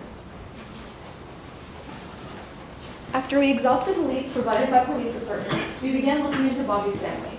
We went to a public library because through the public library we were able to access Ancestry.com and we were able to look for records, seeing if we could find any records that would lead us to who Bobby's family members were and how we could contact them.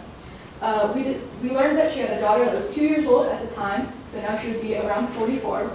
And we began searching the internet to see if we could find any information on her now that we had her name. We were lucky enough to find her email address, and then we ended up getting a Zoom call with her and being able to talk to her. So after speaking with Bobby's daughter, we got a new look into who Bobby really was. Bobby went to college at Auburn University, where she studied to become a nurse. In the South, Bobby got married and had her only child, the daughter we were so fortunate enough to talk to. Then later, they moved to Taylor, Michigan, and that's when she wanted to visit her family, so she purchased a plane ticket, and the rest we already know. Her daughter was able to provide us with what their home life was really like. She mentioned a rumor about Bobby and her husband taking and using the drugs that she got from the hospital she worked at. I mean, what I know about her is that she worked as a nurse. I have heard that she was using drugs that she got from the hospital, and that so was my father.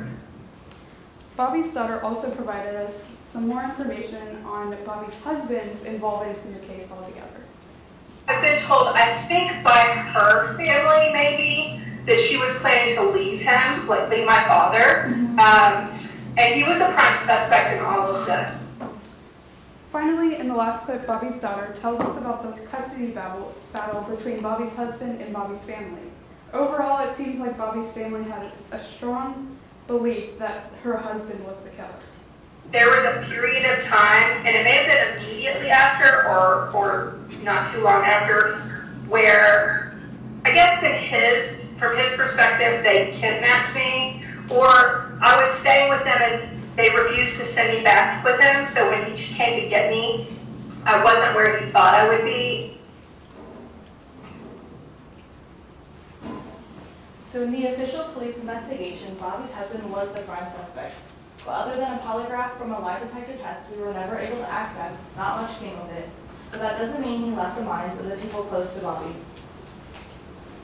From our anonymous source, they informed us that Bobby's husband had discussed the manner of her death with them, saying that, quote, "Well, you know, if somebody was to murder someone and put the body in a freezer, they could leave the body in the freezer for a long time, and when they got the body out, the police wouldn't be able to tell how long the person had been dead," unquote. They also told us that one of Bobby's neighbors had spotted Mr. Wells lugging a large box out of their apartment. This neighbor had given Bobby's family a letter reporting that, quote, "She saw Bobby's husband the night Bobby became missing, struggling to get a huge box out of his apartment and into the hatchback of his car, describing the box as about the size of a refrigerator/freezer," end quote. This makes it seem like Bobby's husband was trying to hide Bobby's body in that refrigerator, and that raised suspicions greatly. Although the neighbor who gave us this information was considered an unreliable source, so this insight was brushed away by the authorities. Going back to the first news article we found, we never dropped the possibility that serial killer James B. Worley could have been responsible, and according to Bobby's daughter, neither did Bobby's husband, who continued to proclaim his innocence.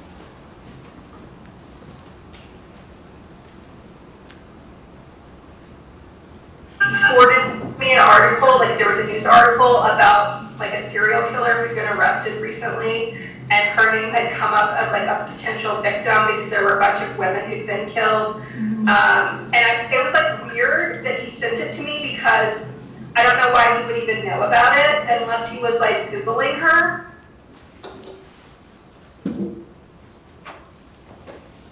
We requested the initial police reports on the James Worley case, and we were provided with a lot of information to sift through.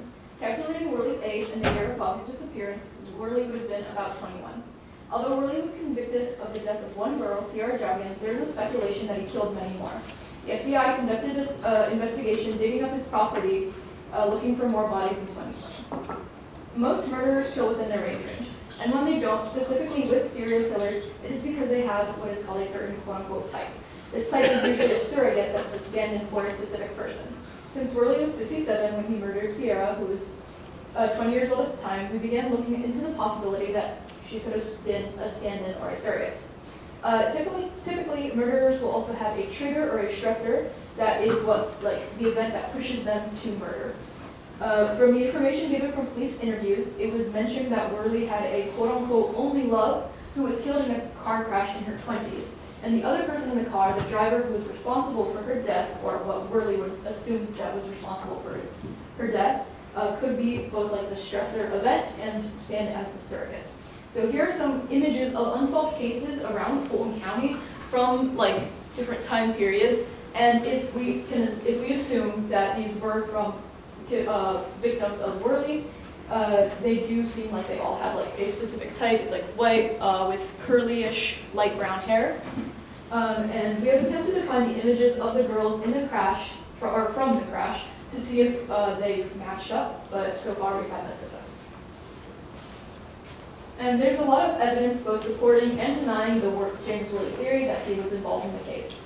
Given the location, only a few miles from Worley's home is what is the biggest evidence that pushes to the theory that Worley was the murderer, especially because she lived in Taylor, Michigan, and Fulton County is kind of like a strange middle of nowhere place. As the slide previously discussed, victimology, a young white woman with light brown hair, also lines up. The trigger of Worley's true love being killed would give motive for the crime. However, there's a lot piled up against the theory that Worley was never involved. For starters, the ages don't match up. Although that may have not mattered much. Worley was also Bobby was pretty small, so she was like 5'4", so he might have just, since he didn't know her, he wouldn't have known her age and just saw someone that he could have easily taken advantage of. Worley was also convicted for a murder in 2016, which is decades before or after 1980. But Worley was also convicted for an attempted kidnapping in 1990. So in 1990, there was a woman named Robin Gardner that he attempted to kidnap. She luckily escaped and actually was one of the key witnesses against Worley in his trial. And since we knew that he was kidnapping in 1990, that means that he was active for a longer span of time. Also, in some court-mandated therapy, they revealed that he had claimed that he had learned from each kill, which would indicate, again, that he killed more than one person. The method, however, does not line up with Worley's murder. Bobby was wrapped in a sheet and duct tape, which would both take time and resources. Sierra Jogan was buried in a shallow grave, which shows much less care for the disposal process. This could be due to the fact that it was his first murder, so he wouldn't have known his MO or his method of killing yet. But it's unlikely as Bobby was left in the open, not being attempted to be hidden. It's also the biggest reason to debunk the Worley theory is the fact that there are other suspects that are closer to Bobby and more probable. It's Occam's razor. Usually, when someone is murdered, you look at the significant other first, and there's a lot of evidence pointing to this significant other in this case. One of our biggest informants throughout this whole case was the anonymous source that we've been mentioning. Although it is important to note that their closeness to Bobby in the 40 years that have passed may affect what they remember and their retelling of events. But this source has provided us with lots of important information that have helped us piece Bobby's story together. The source recalls that the lead detective in Bobby's case and several people close to Bobby were discussing a plan to kill the main suspect of the case, which would have been her husband. Although this was never enacted or proven to have been true, this raises questions about the integrity of the detectives working the case and the investigation itself. Because of that, we think that it's necessary for Bobby's case to be re-examined. In addition to this, the anonymous source told us that Bobby's time of death was shortly after midnight the night she went missing. This means that Bobby was murdered on Valentine's Day, which happens to be the same day Bobby's husband remarried years later. Regardless of his possible involvement, the day of Bobby's death would be a tragic date to marry on. And the source also pointed out several inconsistencies with what we had previously known. Like you mentioned earlier with the $8,000, and then our source also pointed out, contrary to Bobby's daughter's statement, that Bobby and her husband were not separated at the time of her murder. So then, after our efforts through this year, we need to look at the next steps that could be taken. With the new DNA technology available, we believe that items such as the clothes Bobby was wearing, the sheet she was wrapped in, and personal things like her purse should be tested to see if any other people had been in contact with Bobby before her murder. This could reveal new suspects that were involved or even point more evidence toward the existing. And then other than Bobby's items, the items found in Worley's shed could be examined to see if any of the DNA matched with Bobby's, possibly revealing that she was one of Worley's victims. And then other than DNA, we could try to speak to James Dean Worley, because right now he has an execution date set for May 20th, 2025. If he has any information on Bobby's case or other cases that are linked to him, we could give this information to the police to help any investigation or maybe even reopen cold cases such as Bobby's. And lastly, another option would be to re-interview some of the people involved in this case. With all the new information we've learned, we have so many new questions that could give us insight, and unfortunately we weren't able to contact everyone we had wanted to throughout this short time we've been working on this, and we think they'd be able to give us great information. Unfortunately, we may never find out what happened to Bobby Lee Willis in her final moments. We can make theories, but nothing will be solved unless someone confesses or new evidence comes to light. The least that we can do is continue to share Bobby's story in hopes that someone will come forward. With this presentation and our podcast episode, we can at least find solace in the fact that we added to 2 lines of information on Bobby Lee Willis. Thank you for coming. Any questions? I do. You said her luggage landed in Georgia, and we is pretty sure, oh, it's Alabama, yeah. Because she's visiting family. Are they sure she got on the plane in with Michigan? Because she was changing flights in Toledo, which is where they found the body. So, and obviously you have to get on board with your luggage, at least figured that much. But didn't the family want to call immediately to say, where is she? I mean, they would have called the husband, not waited 3 days, right? Yeah, so we're not sure if it was like a planned visit, so we don't know if like that's why maybe they didn't call. Again, we know that her luggage was checked in. We have not seen anything that proves that it was checked in by her. It could have been checked in if like the husband did it, for example, to throw them off the trail and be like, look, she did arrive in Alabama. So we don't have any evidence that she actually checked in her ticket, but we know that somehow her luggage got onto that plane. We did also look into seeing if we could have like the data of who was on that flight, or if so we could see if any of them might have seen her, but we were unable to get any of that data since it was so long ago. Yeah. Did the husband pass the lie detector test? The polygraph was never released, so we don't know like what questions he was asked or how he reacted to them. And it's important to note that lie detector tests are also not admissible in court because they're seen as unreliable. So even if we did have this, it could give us like some insight, but it wouldn't be definitive proof of anything.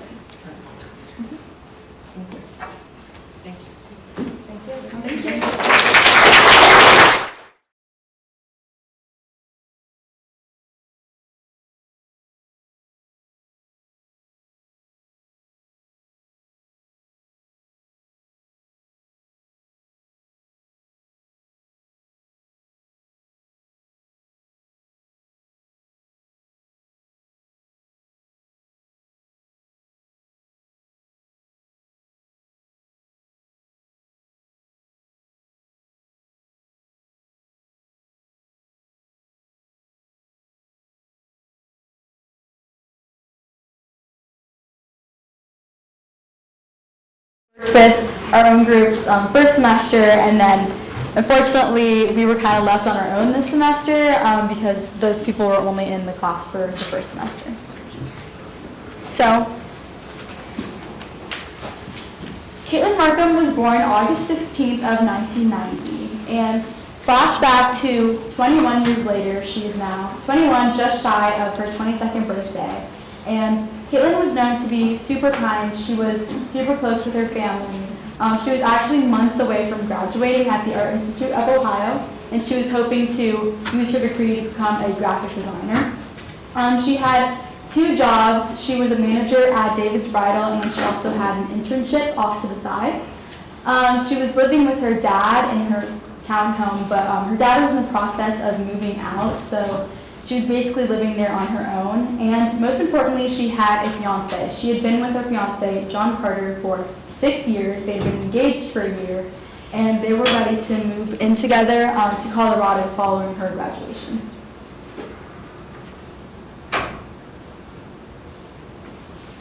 So next I'm going to talk about kind of the timeline of events that happened on the weekend that she disappeared. So Friday night of this weekend, she went to a festival known as the Sacred Heart Festival. This is kind of similar to what we know as like St. Susanna. She went there with her fiance and a group of friends. They would go pretty much every year. And while she was there, they did like games and raffles. According to some of her friends, there was kind of a dispute that happened between her and John over the fact that he had spent $100 on raffle tickets. But according to John, this wasn't the case. She knew that he had spent the money, but she wasn't upset about it. And this festival was known to be a lot of fun, but similar to like other festivals that we might know of, it could be a hot spot for teenage rebellion, drugs, and alcohol. Following this, they went home, and then the next day she had work. She worked at David's Bridal this day, where she was a manager.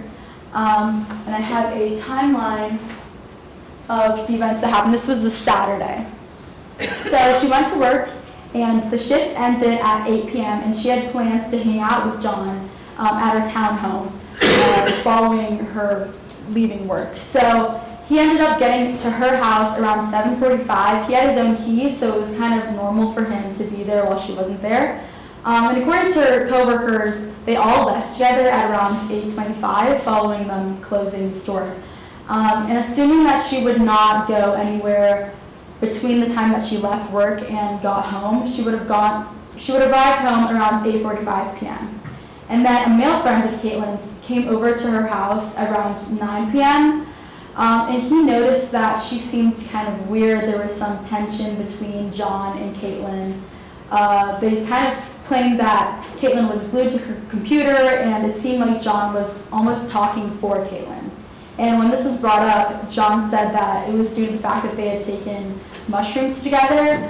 But according to the friend's account, he kind of noticed this behavior right away. So in order for the effects of the mushrooms to have impacted Caitlin's behavior, they would have had to take them like right away, or even like before 9 p.m., which isn't very plausible. Then the friend left around 10 p.m., mainly due to the fact that they felt this tension and they weren't comfortable being with them. And then around 11:30, John went to a friend's house in Hamilton, and there they had, not really a party, it was just a group of friends. And they had bonfires, so it was pretty normal for John and Caitlin to have bonfires to get rid of papers and documents. They didn't have a shredder, so this is just kind of what they did to get rid of papers. And Caitlin had actually given John like a bag full of tax documents and bills and stuff like that to get rid of for her. But she didn't know that he was planning on getting rid of it that night, so they were texting the whole night. And she'd even said in the text that she wished that she could be there to get rid of these papers. But he promised her that the following night that they could get rid of some of his papers. So not much happened with this account of the bonfire. It's just kind of worth noting that she was trying to get rid of some stuff that night. But eventually, John left this friend's house. Before that, though, he got his last text ever from Caitlin. This was at 12:52, and for weeks in interviews, he was saying this exact time, 12:52. as being the last time he ever heard from Caitlin in this text. But then, after about 3 weeks from her disappearance, he was on the Nancy Grace show, which was kind of his biggest interview. And then at that interview, he said that he didn't know what time it was. He said it was like around 12:40, around 1 a.m. So it was a little weird that like when he's finally getting this major spotlight, he would forget this exact time that he'd been stating for weeks. And so following this, there were reports that this time, 12:52, was also the last time that her phone communicated with a cell tower of any kind. So that would mean that her phone was either shut off or destroyed. There was just no activity at all. And finally, John left the friend's house around 3 a.m.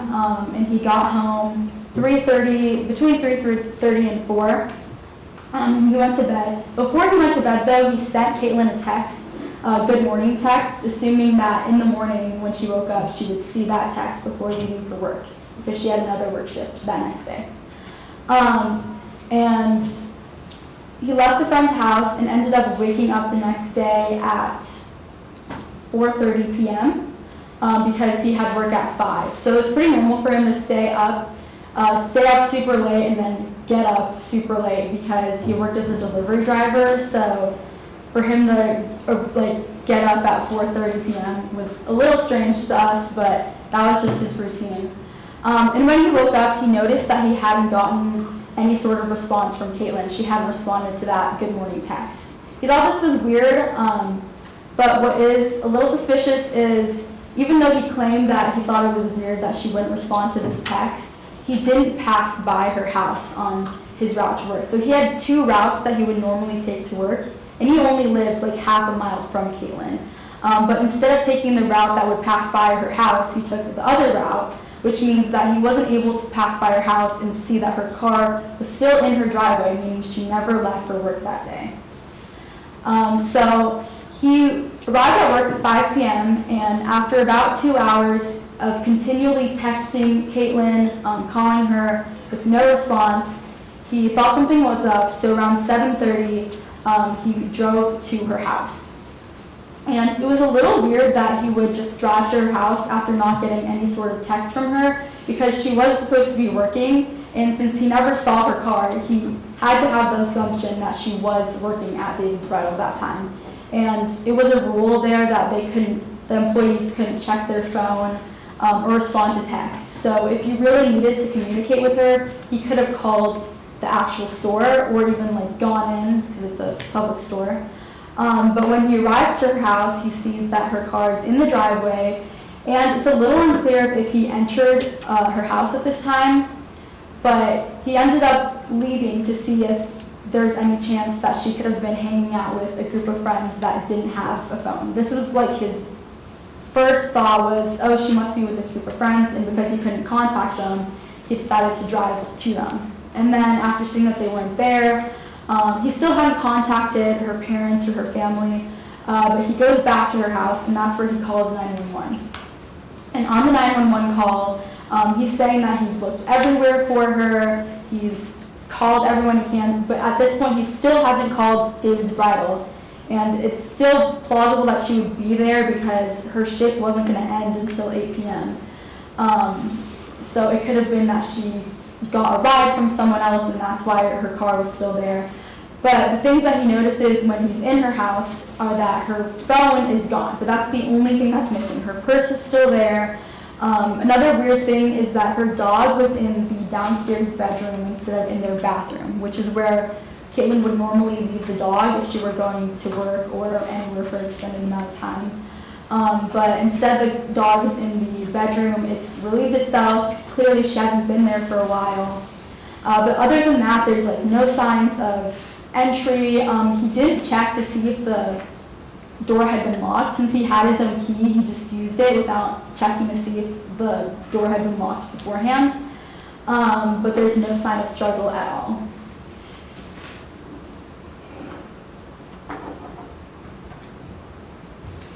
So in April of 2013, Caitlin's remains were found at an unmarked dump site in Cedar Grove, Indiana, which is exactly 25 miles directly east of Fairfield where she lived. And what you can notice is this route here that would have been taken to go from Fairfield to Cedar Grove it's not like a highway, it's actually a rural route. And what's interesting is if you keep going in this direction, there's actually a property that John Carter's family owned. So theories that he might have been involved with dumping her remains there would mean that like he was driving along that route because he knew it from that property and dropped them off there. They were discovered by a man who found it was like a skull and other bones in a Kroger bag.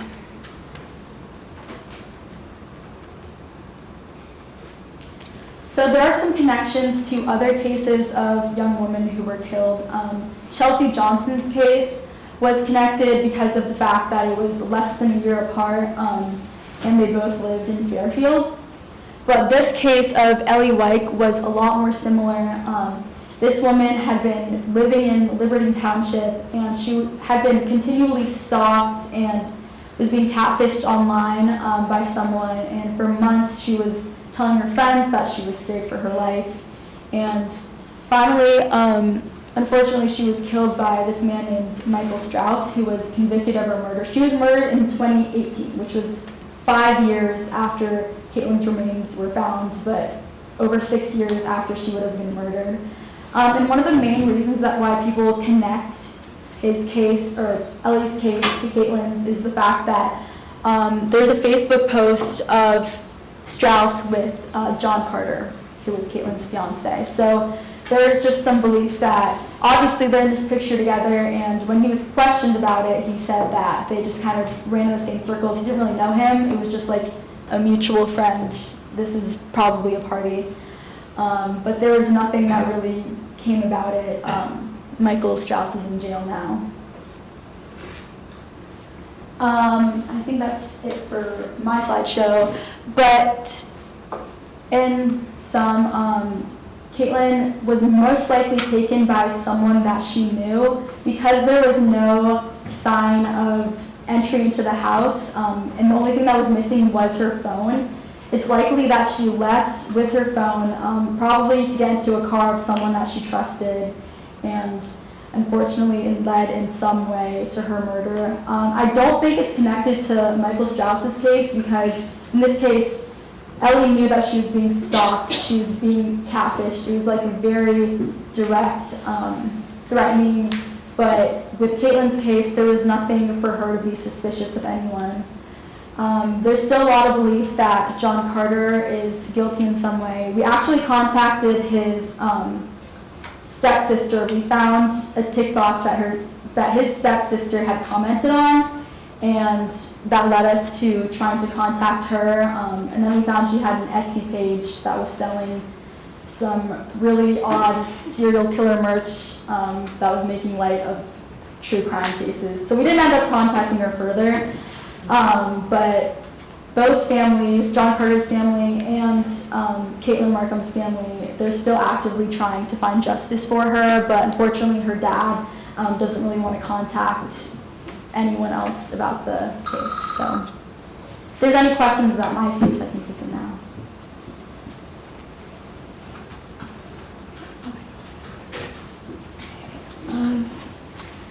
Hi everyone, my name is Grace, and today I will be sharing with you all my investigation with the cold case of Wendy Berkey. I do have quite a bit of information, so let's just get this started. Okay. Wendy Ruth Berkey was born on April 6, 1969. She was born in Elyria, Ohio, where she spent majority of her life. She was a mother to 3 kids named Savannah, Sierra, and Sabrina. She was also married at the time to a man named William Berkey, and she was the crew chief at a cleaning company called Elyria Maintenance.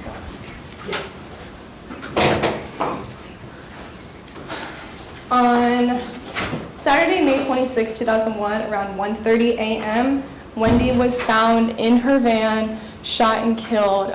She was found by her brother-in-law. She was shot twice with a .45 caliber gun in the chest. So the way her body was found, she was found inside the van, but there was no bullet holes indicating that she was shot from outside of the van. But what was odd was that one of her tennis shoes, specifically her left tennis shoe, was found outside of the van, but the doors were all closed. So the theory is that she was approached by somebody that she knew, and she was kind of halfway in, halfway out of the van when she was shot, and then the killer then placed her body into the van where her shoe fell off and then closed the door. The reason why he would do this was because right across the street was some residential homes, so he probably wanted to conceal the body. This picture right here is where her car was found. This was on Google Maps, but this is not what it looked like back then. But this is still the same structure. So Wendy was going through kind of a rough time when she was killed. She was going through divorce with her husband, William, and it was said that she had been having some disagreements with her coworkers at work. So to start my investigation, I first started by Googling things, reading articles that came up. Something that helped me a lot was this court TV interview. Her mother and her two sisters were featured in it, as well as Detective Dustin Thacker, who is the lead detective on the case. I got a lot of information from it. And then the next thing that I did was I submitted a FOIA request, but unfortunately, because the case is open, it's really hard to get information. So they told me to contact the police captain at the Elyria Police Department, but he never responded to me. I had contacted him, I think, 3 or 4 times, but he never responded to me. With my initial investigation, I did find some odd coincidences. One was that she was found inside a gated parking lot at her workplace. It was only supposed to be able to be accessed by employees there.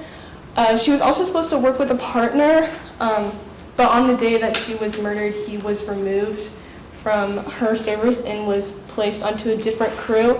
And Wendy's mom said in the court TV interview that this was extremely rare. She always worked with a partner, and I just found that very odd.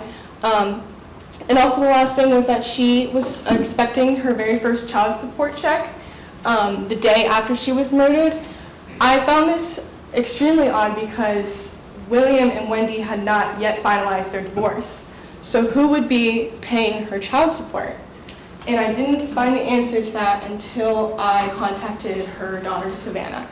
I reached out to her mother, her 2 sisters, and her daughter on Facebook Messenger, but Savannah was the only one who replied. She was only 6 years old at the time of the murder, so a lot of the information that she knew about her mother's death was secondhand, but the first thing I asked her was if she knew of any suspects, and she told me that both of her fathers, and I didn't know that Wendy had been previously married, and this was a shock to me, and she told me that Patrick Galley was her father, and this was also Wendy's ex-husband. So with this new information, I came up with 2 theories as to what I thought happened to Wendy. Theory number 1 was that it was a coworker, based on the fact that her body was found inside a gated parking lot. She was supposed to work with a partner, but he was removed, and she was also having disagreements with them. And theory number 2 was that it was her current or ex-husband. She was going through a divorce. Her first child support check was due the day after the murder. At this point, I was able to get a hold of Detective Dustin Thacker, who is the lead detective on the case to this day. He wasn't the lead detective at the time, but he is now, and everything's been passed on to him. I was able to set up a Zoom call with him, and here is what he has to say about my theories. So here's theory number 1, that it was a coworker. And I know it said that she was having disagreements with her coworkers. Was that all maybe motive for someone? There was some disagreements, but those, in the investigation back in 2001 and in my investigation, I could not find anything significant that those disagreements had anything to do with her homicide. Parking lot that she was in, it was a gated parking lot, right? Yeah, well, at that time, it was gated but not secured access. Anybody could have accessed it. So it was just a random coincidence that night her partner from work didn't go with her? Well, so I could see how that did a lot of, obviously that was explored through the investigation. Okay. It is a coincidence, which is, I will say, yes, it turns out it's a strange turn of events and a coincidence that was the one night she wasn't partnered up with someone. Right. But the person that did that did not have a motive, nor what we believed a connection to the theorized suspects. I do not think in the previous investigation or in my investigation that it was anybody work-related. I know that was kind of brought up in the past that maybe somebody with work, but there was nothing that would rise to homicide to that level. Okay, so obviously with this, I don't know, okay. So obviously with this new information, I was able to pretty much rule out theory number 1, and this is what he has to say about theory number 2. John, this might be coincidence, but it was said that she was supposed to receive the first child support check the day after she was murdered. Is that just a coincidence as well? That's interesting that you even know that. How'd you find that out? I don't know. That's actually interesting that you even know that. I didn't know that was. What do you think? That's a pretty big motive? Yeah. That is very true. Okay. That is very true. Child support, she was killed on a holiday weekend, right? Yes. Yeah. Monday. The day after, that brand new child support check. Now remember, she's not divorced from William. So there wouldn't be child support, right? We're not divorced yet. There would be eventually. Although that didn't happen because she died. Yes. But how old was Savannah when Wendy was killed? Do you know? I believe she was 3 or 4. Okay. So. I'm going to pause real quick. And it said that she was having disagreements with her coworkers. Was that Okay, sorry. I was going to pause because I was going to say Savannah was actually 6 years old, but neither I nor Detective Thacker had that information off the top of our head, so I just wanted to correct myself.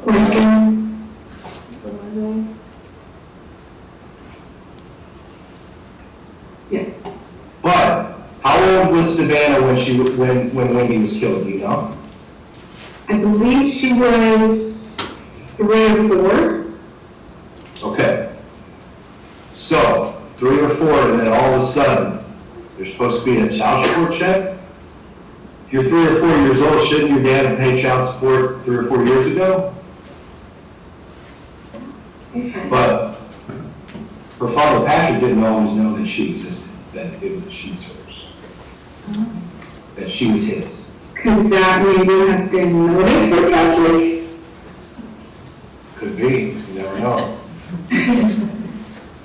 Now, that coincidence, that's not the same coincidence as the, she was scheduled to work on her own. So that was obviously really big for my investigation.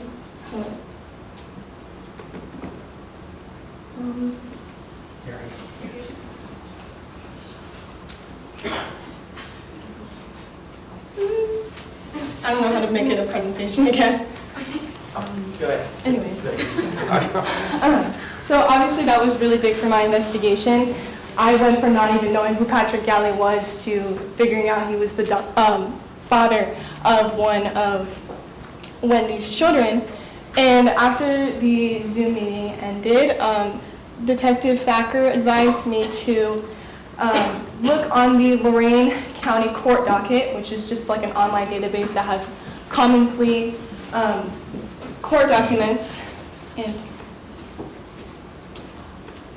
I saw, these are all of the records that came up when I searched Patrick Galley. This one right here, this one right here is the divorce between Wendy and Patrick. He had a couple of other separations. He foreclosed his house. But what really caught my attention was this, a criminal case filed by the state of Ohio against Patrick Galley. And when I clicked on it, I found out that Patrick Galley had pled guilty to unlawful sexual conduct with a minor. Obviously, this doesn't have anything to do with Wendy's case, but I thought I would include this because I did come across this when I was investigating. He was sentenced to 17 months in the Lorain Correctional Institute, but the judge granted him a judicial release, so he never served that time. He also was supposed to serve 5 years of parole, but he was discharged from probation. And to this day, he's not found on any sex offender registry. He now lives in Hawaii. He's not on the Hawaii sex offender registry. He's not on the Ohio sex offender registry. And he's not in the national one either.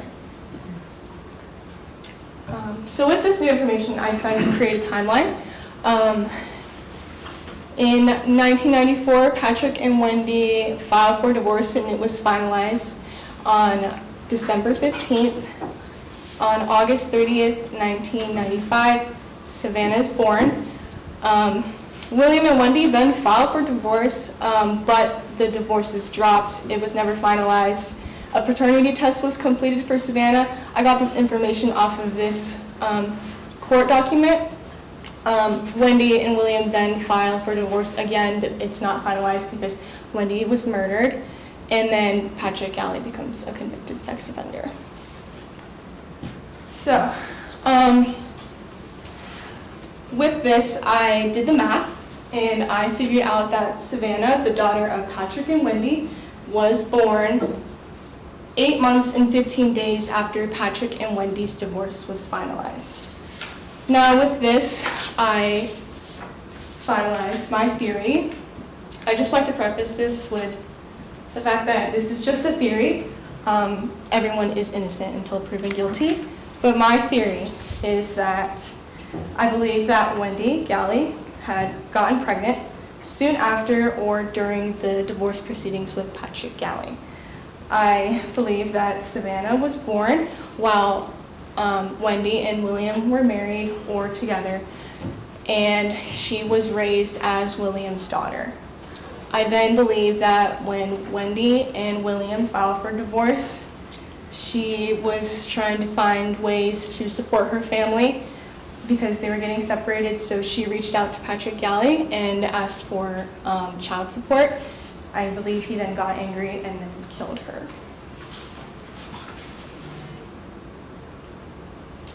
So, during my investigation, I had a lot of those aha moments that we all really like, but I did also have a lot of those moments where I didn't know what to do next.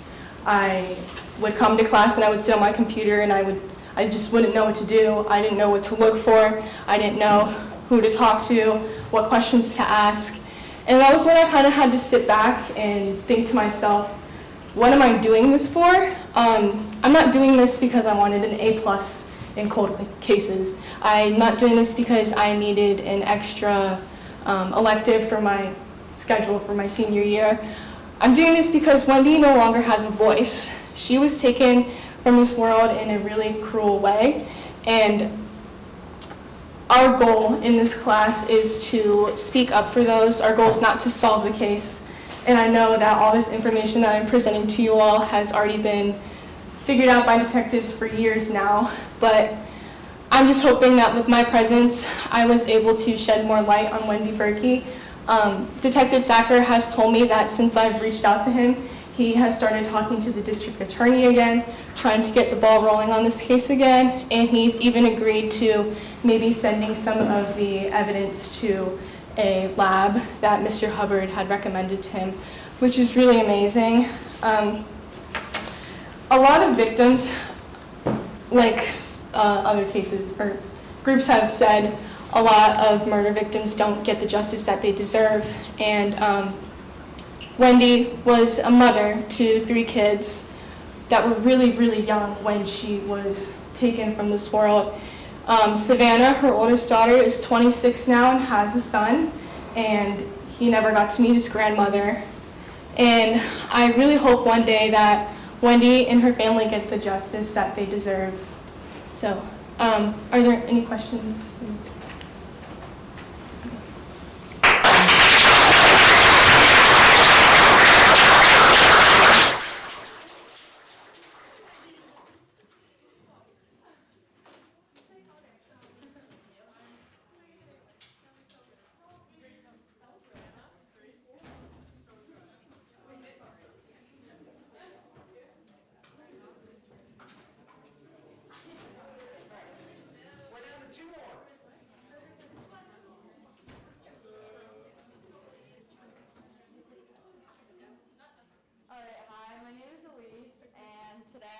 Be talking about Daniel Trotman, and Jacob and Bailey are also in my group, and they have helped me all year, but neither of them could be here tonight. Oh wait, You want me to do it? No, I got it. We're good. So, some of the upfront details that we found about Daniel Trotman's case are that on October 29, 2005, while he was 27 years old, he was found in a cornfield in Madison County, which is near Columbus. And witnesses say they last saw Daniel in the early morning hours of October 25th, 2005, at a bar called Woo Doggies. And this was the morning, like 3 a.m. It was not like he had woken up and left his house. He had never gone home that night. So this is just a picture of where he was found and where he was last seen, which was that bar.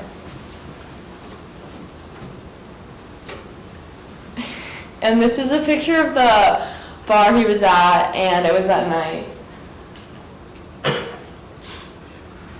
So from what we found, Daniel Trotman was 5'10", and he was a white male who was 140 pounds. He had brown hair and brown eyes, and this is the only picture of him that we have found through everything. And he was also a loan officer at a company called Allied Mortgage. We figured out that he loved to do things outdoors, for example, hiking, fishing, and rock climbing. And he also was a recovering alcoholic, which is important to know. So more about the case is that he was found on that cornfield, and one of the interesting things was that there was not much blood anywhere, and so that leads us to believe that he was not killed at the cornfield. And according to a newspaper, he had died 36 hours before they found his body, which also was almost 10 days after he had gone missing. So we started off by looking him up and finding things about his case, and we honestly did not find a lot online. There was very little, and we had found a couple sources that we could potentially reach out to find more information, which we also did not have much luck with, but we did have a couple people answer. So this is some of the news articles that we found, and we printed them out, and some of them we annotated and just tried to look and find every detail that we could. So we had to try to take pieces from different sources and put them all together to figure out what happened the night that Daniel went missing and why this happened. And then we also gained contact information that we had to dive into to find more information. So the first person that we heard back from was a Columbus dispatch writer by the name Holly Zachariah, and she had written a story about Daniel a little, like years earlier, and she was very helpful. She provided us with the most information, and she also told us to reach out to Lieutenant Brian White, which worked at the Madison County Cold Case Unit, and we got on the phone with him. He gave us some information. He actually was not the detective at the time of Daniel's case, so he did not have as much information. He just had the notes, but he never actually was there when this all was happening. And then we also reached out to Detective William Gillette, which is the City of Columbus Cold Case Unit. He gave us some information, but he told us to reach out to Madison County. Everyone gave us some information, but no one could answer everything. So this is just some of the notes that we took after contacting some of the people. So from everything that we could collect, we determined that Daniel went to the bar and grill at 8 p.m., which was after work, and he went alone. And also, like I said earlier, he was a recovering alcoholic. So this was very odd for him to be going to a bar, because that's not really, like, he hadn't drank it in a long time. And after talking to our sources, they had determined that this night he actually had fallen off, like had not done, like he started drinking again. And so the last time he was seen was at 3 a.m. getting into a car.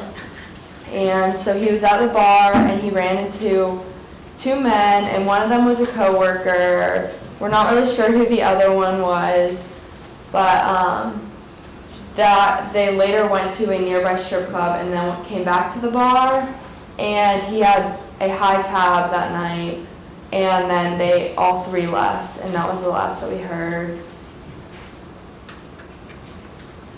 So Carolyn Mills, which is Daniel's mom, had deposited a paycheck that night into his bank account, and we're not really sure why she deposited it, but we know he had recently just moved also, but we don't know if that has anything to do with his murder. And then the next day she went to his apartment, and he never showed up to work. And she later drove to the bar and saw Daniel's car was in the parking lot, but he was not there, and there was no clue as to where he was. So from what we could conclude, we determined that the two men that Daniel left the bar with are suspicious. The police actually interviewed them, and their names, we have no idea who they are, but they have never told the police any information, which is obviously very suspicious. And one source told us that one of the men is actually in jail right now for another crime, but we don't have any details on that either. And also Daniel's body may have been intended to be destroyed by harvester, because this was October and harvesting in the cornfields was expected to be within the next couple weeks after his body was supposedly dropped off by somebody. So we think that the person who did this was intending for his body to just be destroyed, so there was no evidence. And then we also, Daniel died in a strange and abnormal way. He had really bad trauma to his head that they couldn't even determine a murder weapon, but his body was pretty intact. So that was very weird. And we also tried to get the autopsy report, but we had some trouble with that, and in the end we didn't end up getting it. So we don't know what they suspect about that or any details around that. And then we also can determine that whoever did this to Daniel had a motivation, because it was a very, very bad crime and very aggressive, so that it was probably personal. So some skills that we have learned are communication, information collection, professionalism, and problem solving and analysis. After just contacting everyone and trying to convince people that like just because we're in high school in a high school class that we can handle this content and we're going to be smart with the information.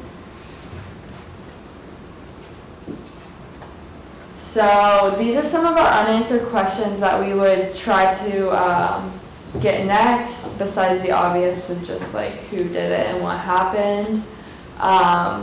Where was Daniel for the 8 days he was missing? It seems that he is assumed to have been alive because he was only killed 36 hours before his body was missing, according to the police. So we don't know where he was, what he was doing. We also would like to know what the suspected weapon is that killed Daniel.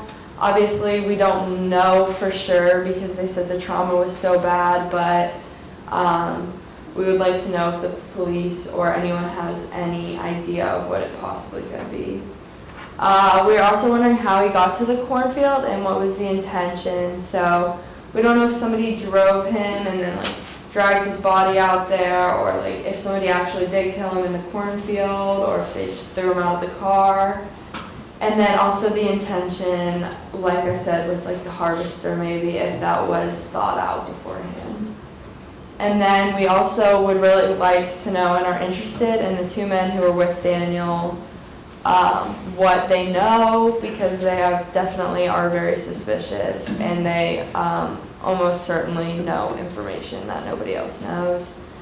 And then we also tried contacting Daniel's family, but that was just unsuccessful. We had never heard back from any of them, and I know his mom has moved to the other side of the country like soon after Daniel's death, so we would want to know, what does the family know, and is there anything that they never did share with the police? So that was the end. If you have any questions.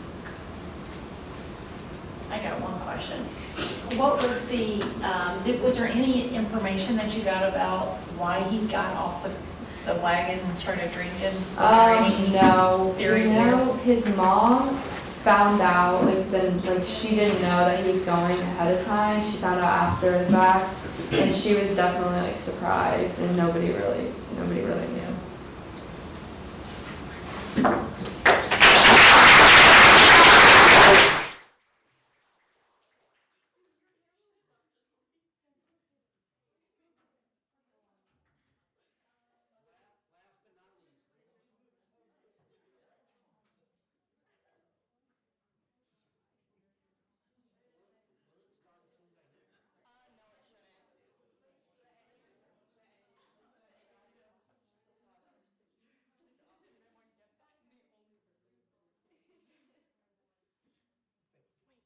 Something, Jenna.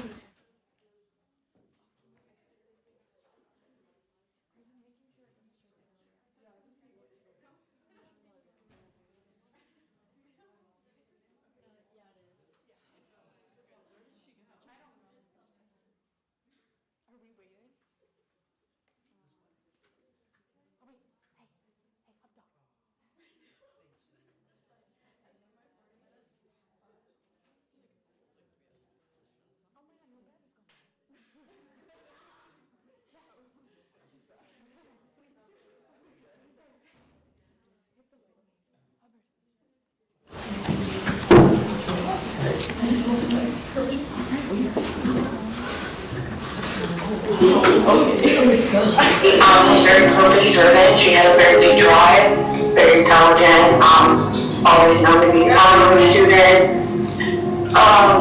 She had a strong faith, very positive faith. She also was very family-oriented, had a strong leadership personality, very genuine and mild-mannered. Lisa was my best friend.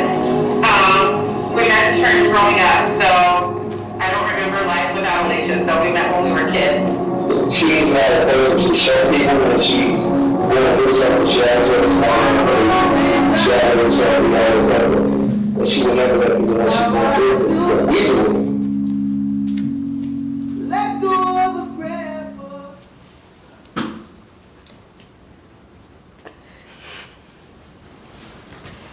Alright, so the first person who spoke about Alicia in that video was actually her cousin Shantae. Shantae was one of her best friends growing up. Will you do it, Hub?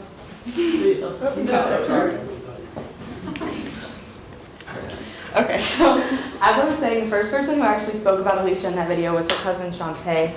They were best friends growing up, and their fathers were brothers. They knew each other very well, and she was one of the person that we got most of our information from. The second person was Rebecca Covington Weber, who was also childhood best friends with Alicia, and then Jermaine Anderson, who was also very close friends with Alicia. Just these three people alone really helped us add a layer to who Alicia was, gave us more about who she was as a person and not just a victim or a name. Alicia Monet Jackson was a 25-year-old mother to her 2-year-old son Juju, or his given name was Jeremiah. At the time of her death, she lived with her boyfriend Eugene Wilson and worked for a nonprofit at the YMCA. She was often described as a very loving mother. She was family-oriented, faith-driven, and very forgiving. She attended high school at Central Dauphin and was voted homecoming queen. She was on the honor roll, and she participated in her concert band. When she moved to Ohio for college, she attended OSU for a bachelor's in city planning and was studying for her master's at the time of her death. She was also known to send motivational texts to her friends and family every single morning. The day before she passed, she sent one last text. She said, "Just wanted to let you know that I love you." And that was sent to her cousin Shantae. So at the beginning of October, that's when we started researching cold cases in Ohio and just reading short summaries about each of them to decide which case we wanted to work on for the rest of the year. So Lily and Jenna are actually the ones that found Alicia's case online, and it stood out to us for many reasons, but one of them being the fact that it did take place near Ohio State, which since we're all seniors, some of us looked at going there, but since we've never heard the case, we thought it was a little odd. Our main reason, though, was the fact that her 2-year-old son, Jeremiah, also known as Juju, like Lily said, was there to witness the murder of his mother, Alicia, in this high chair, but was left unharmed that night. So one of the first things that we did was try to just do a basic research of Alicia on the internet, but right from the start there was not a lot of coverage on her case, but what we did gather from other articles was that she was killed on December 2nd of 2010. Alicia left work early to pick her son Juju up from the babysitters and then went to the store to just buy some eggs. She then arrived home to start her nightly routine. She sat Juju in front of the TV to watch cartoons while she started to cook dinner and pay her bills. Around 9 p.m., her boyfriend Eugene arrived at home and found Alicia stabbed on the couch 30 times to the face, neck, and the chest. Her phone and 2 laptops were taken, and Juju was left unharmed while dinner was still cooking.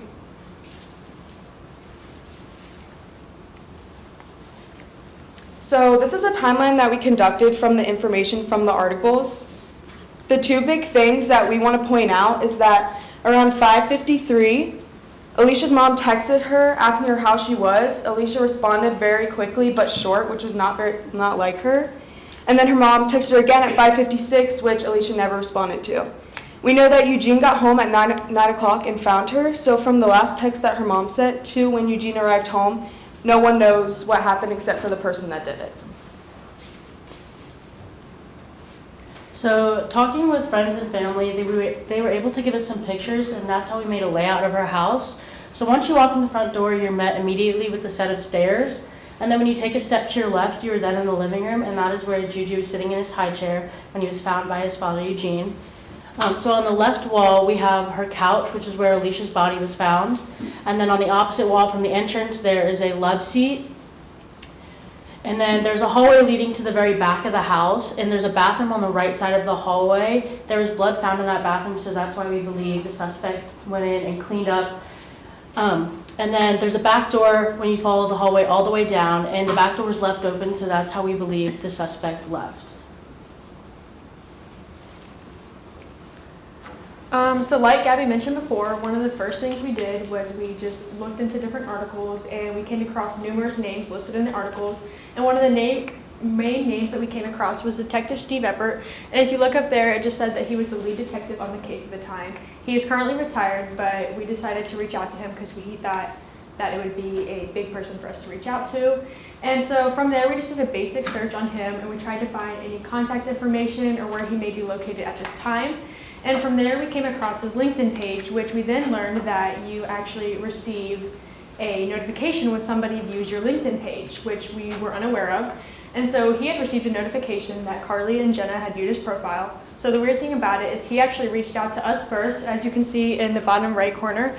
It's just basically him reaching out to us and saying, like, I saw that you viewed my profile, I was wondering what your interest was with us, and we quickly responded, basically saying that we were working on Alicia's case, and we had came across that he was the lead detective, and we were hoping to schedule a phone call with him to ask him like a couple of questions. He then later on agreed to have a phone call with us on November 4th, and from there, that's where we just kind of asked him any questions, and he was able to confirm and deny a lot of our theories, and one of the theories that he was able to help us with was that after talking about the crime scene and just kind of how the scene laid out, that it was very passionate and very personal. And even though, since he was the detective, he was unable to give us a lot of information just due to confidentiality and him being like such an important role in this case, he definitely helped us lead us down a lot of big important paths. So basically the first month of our research was just spent online looking at articles that were already written, so from like 10 years ago regarding the case. But towards the end of October, that's when we started to set goals for our group of things that like we wanted to go out there and find in particular. So one of those things was finding out where her death actually took place, which was at Sycamore Commons right outside of OSU's campus, more specifically on Helen Rose Lane. So we reached out to them to try to get a floor plan of her townhome, but unfortunately they never answered the phone when we called. So the blueprint that Jenna showed before was actually through people that have been in the townhome. They just kind of explained to us where things were located. The AMJ Legacy project was made by a good friend of hers named Autumn Williams. We never got into contact with her, but that was just one lead this group took to try to get some new information. And then the picture in the top right, Alicia's in the center, and then to the right of Alicia is Trevin. That's one of her brothers. And we reached out to him on Instagram, but he never contacted us back. So the next big thing that we did was a FOIA request. A FOIA request is a Freedom of Information Act where basically you can request documents from government agencies. The first thing that we tried to FOIA request was the 911 call that Eugene made when he came home and found Alicia. But we figured out that the Columbus Police Department actually deletes their 911 calls after 2 years, so we were unable to hear that. The next thing that we FOIA requested was the autopsy, coroner's, and toxicology report. This is a big thing for us and helped us a lot, which in the way of what happened to her and how she was killed. As Gabby was saying, we were able to obtain Alicia's autopsy report via FOIA request. And one of the main things that I really wanted to point out was just the obvious overkill. Alicia was stabbed over 30 times in her neck, chest, and head area, which obviously already shows overkill, but she also had many bloodless wounds around her scalp and in her hair, which means that she was stabbed post-mortem or after she had already died, meaning that the killer kept stabbing her even when she didn't need to, I guess. We were also able to tell that her fatal wound was a severed to her carotid artery. Your carotid artery is just a major artery that goes from your heart to your brain, meaning that had it been severed or slashed, you would have bled out in seconds, and we were able to tell that that's what happened to Alicia. The autopsy report also let us know that a lot of her wounds were actually quite shallow, which just kind of allowed us to agree with Detective Ecker on the fact that the suspect may have been a female, just because typically men are stronger. Her wounds would have been deeper had we thought it was a man. And then I did just want to point out a couple of her wounds on her arm. There's one on her left upper arm and then one on her right lower arm that are semi-lunar, which just means that they're curved, meaning that she was probably attacked or hit as she was trying to move her arms, causing them to curve. We also know she has defensive wounds because she had some on her fingers and then again up and down her arms. So it was clear that she had put up a fight.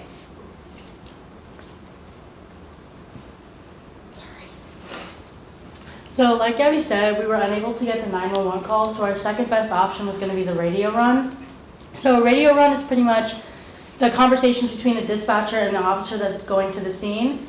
And some of the main things that we got from this radio run was the fact that when Eugene came home, we found the back door open, and that's one of our main theories as to how the suspect left the home. And the officer on the scene noted that he saw footprints heading eastbound on the north side of the home. On the second side, on the right side, we also read that there was a discarded rubber glove. This is found at the same path that a canine had followed leaving the back door, and they were able to find this discarded glove a couple houses down from Alicia's home. So, like Jenna mentioned before, in the radio run, we had gathered that there were footsteps leaving Alicia's home right around here. And another thing we gathered from the radio run was that there was a glove found right around here. And so from there, we compiled a bunch of different paths that the suspect could have taken from leaving from the backside of Alicia's home. And we just want to emphasize that we don't know for sure which path the suspect took. We just kind of gathered some different ways that we think they could have gone. And we believe that if she came from like around here, she may have parked her car right around here, but that's, again, is just a theory and we don't know for sure. One of our main goals, just because we could see how personal the attack was, it was very overkill, we just felt like it had to have been stored aggression. One of our main goals was to grow a tree of connections of the people all close to Alicia. So we were able to do this. We had a digital version and a physical version on a whiteboard where we had the pictures of the people and even more connections, but these ones are just the really important ones. Everything we were able to obtain was public information. We found them on Facebook accounts, simple Google searches, or public voting records. We were easily able to find her immediate family just from her obituary. It mentioned her parents and her brother, from which we could find Facebook accounts, which led to her grandparents. Eugene Wilson's mother, Sarah, was also mentioned in a couple of the articles that we read, so it was pretty easy to find her Facebook account, which from we found most of Eugene's family. We also found a public divorce record between Eugene Wilson and his ex-wife, Bianca Gordon. On that divorce record, we also found these initials, which we're going to assume were two children that Eugene and Bianca had together. And as we had mentioned before, Alicia and Eugene had a son named Juju. However, we also found out that Eugene was unfaithful and had a kid with another woman who was around the same age as Juju. And she's on here too, the other woman in her family. We just blocked out her family and anybody connected to her for confidentiality's sake and just safety in her own privacy.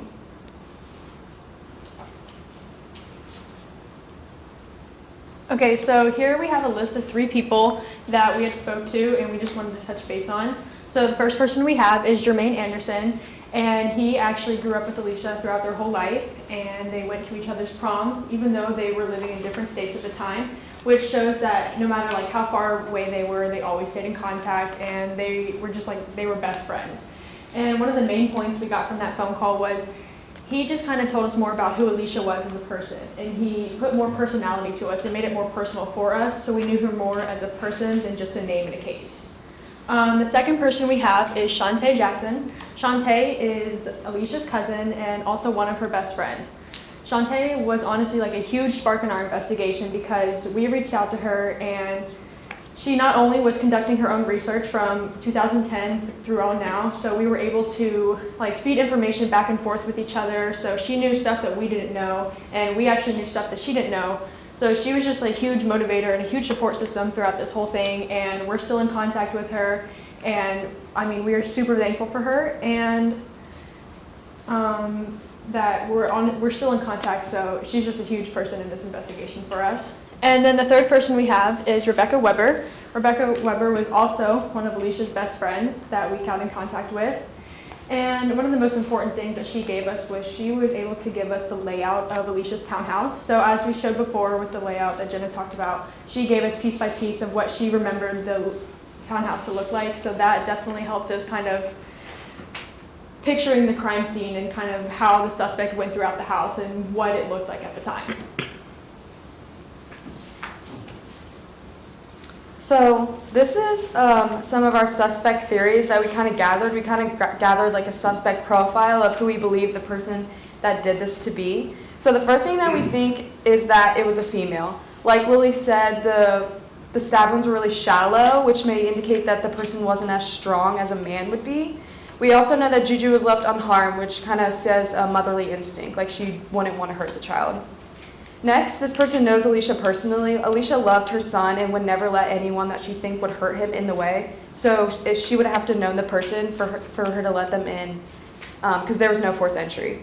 We also, from talking to police and family, know that they think that it might be someone from Eugene's past, just by the things that have happened to him in his past relationships.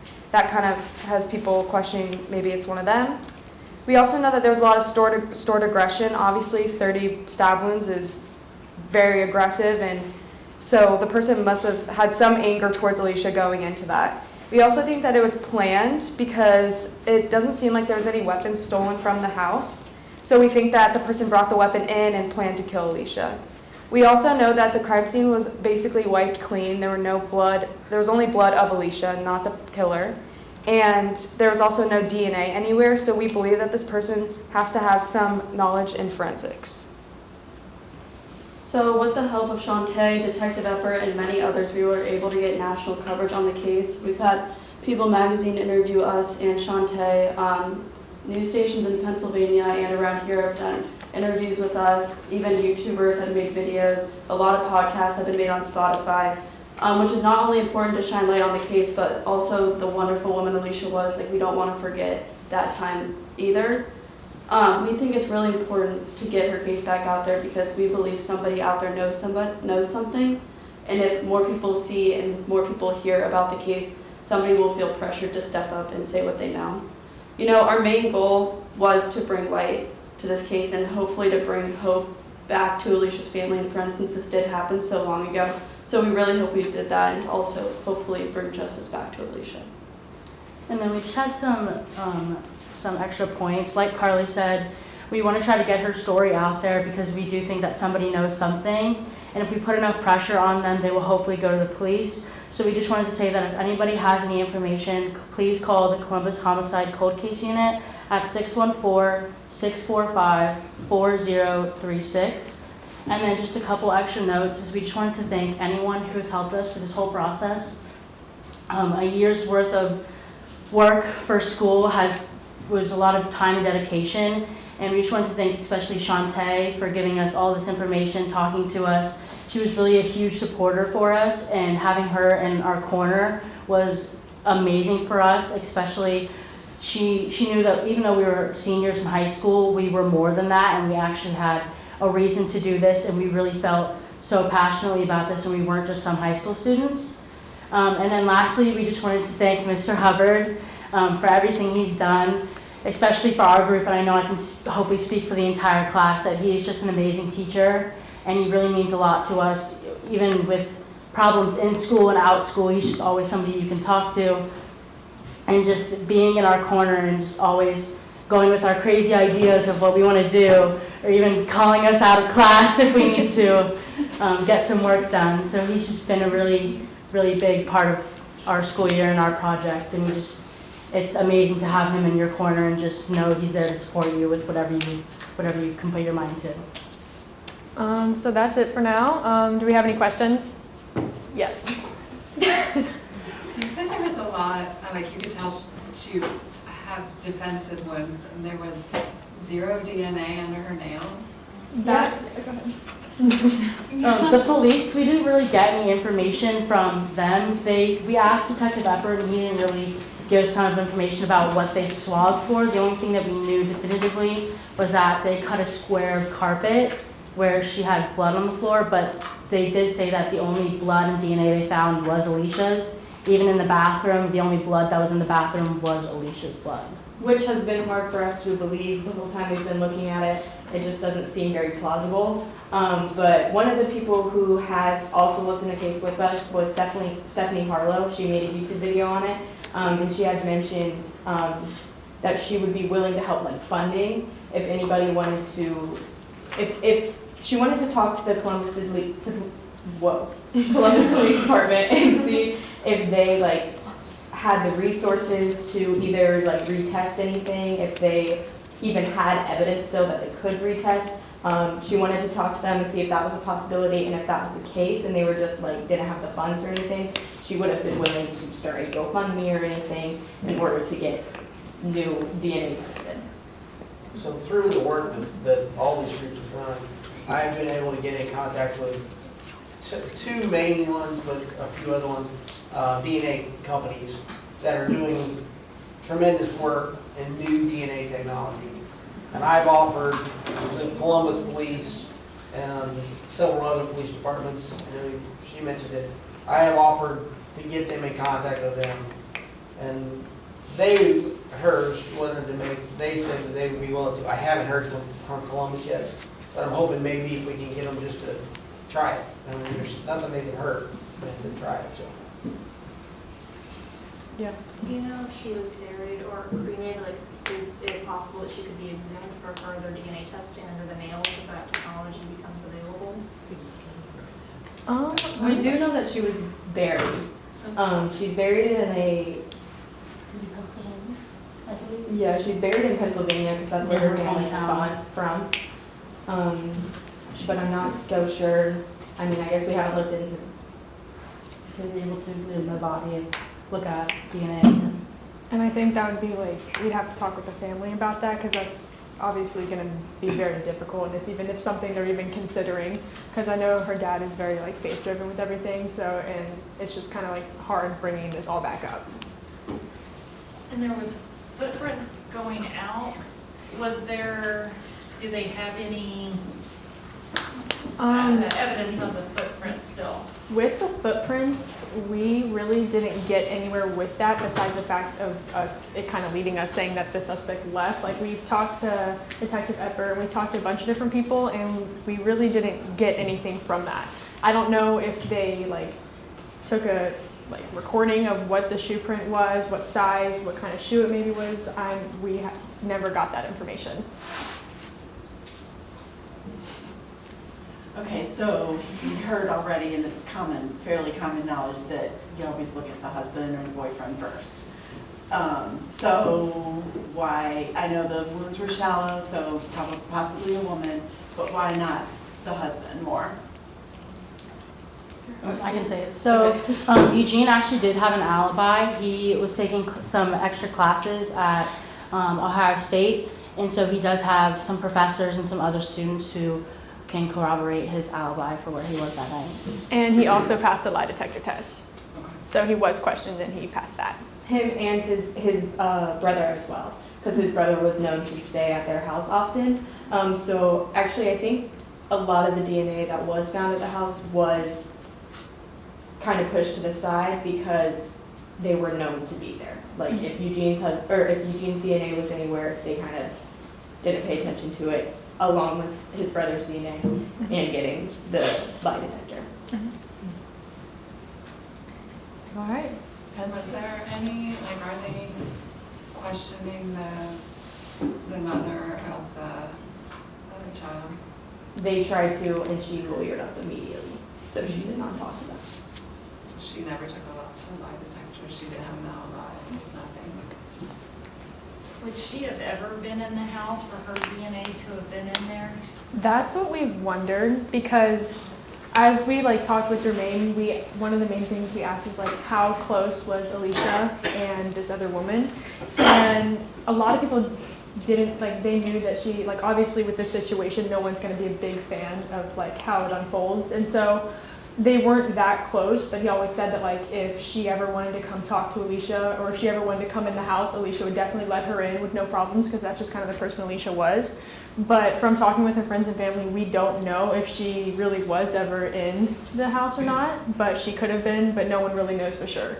And we also know obviously it was Eugene's child. Friends and family and us have kind of assumed that he would have had a relationship with that child. So it's plausible that the child had come over and had play dates with Jeremiah, and she could have come with her child. They were getting ready to move, right? Yeah. They were planning to move to Texas.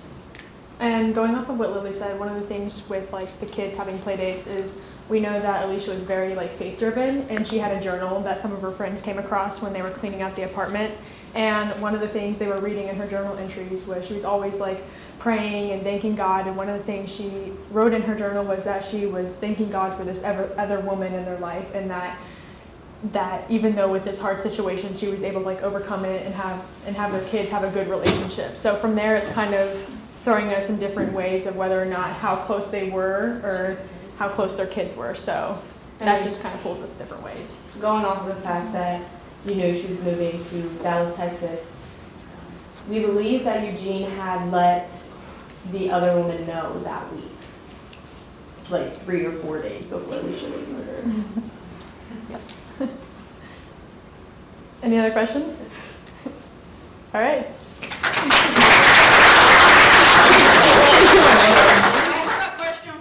Uh-oh. I don't know if I can answer that one. Sure. 14 cases, 13 women, and only 1 man. Is that a common trend? That is a question that somebody brought up to us at the beginning of this semester, actually.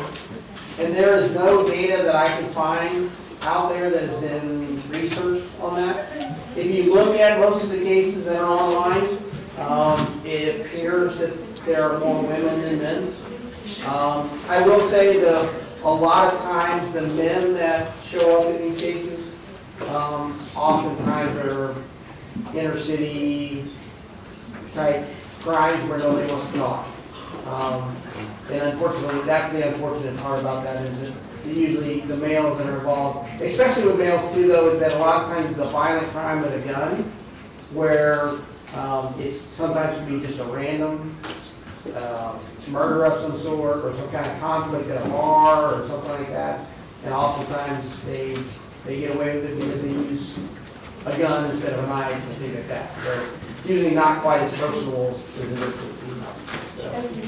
We just got a text from Alicia's cousin, Shantae, who's watching on the live stream, and she said that the woman has been in the house before, the woman that had a baby with you, John. Thank you, everybody. I appreciate it. Next year, I didn't realize that I'm an emotional person. I'm glad this last one. Did you practice on it?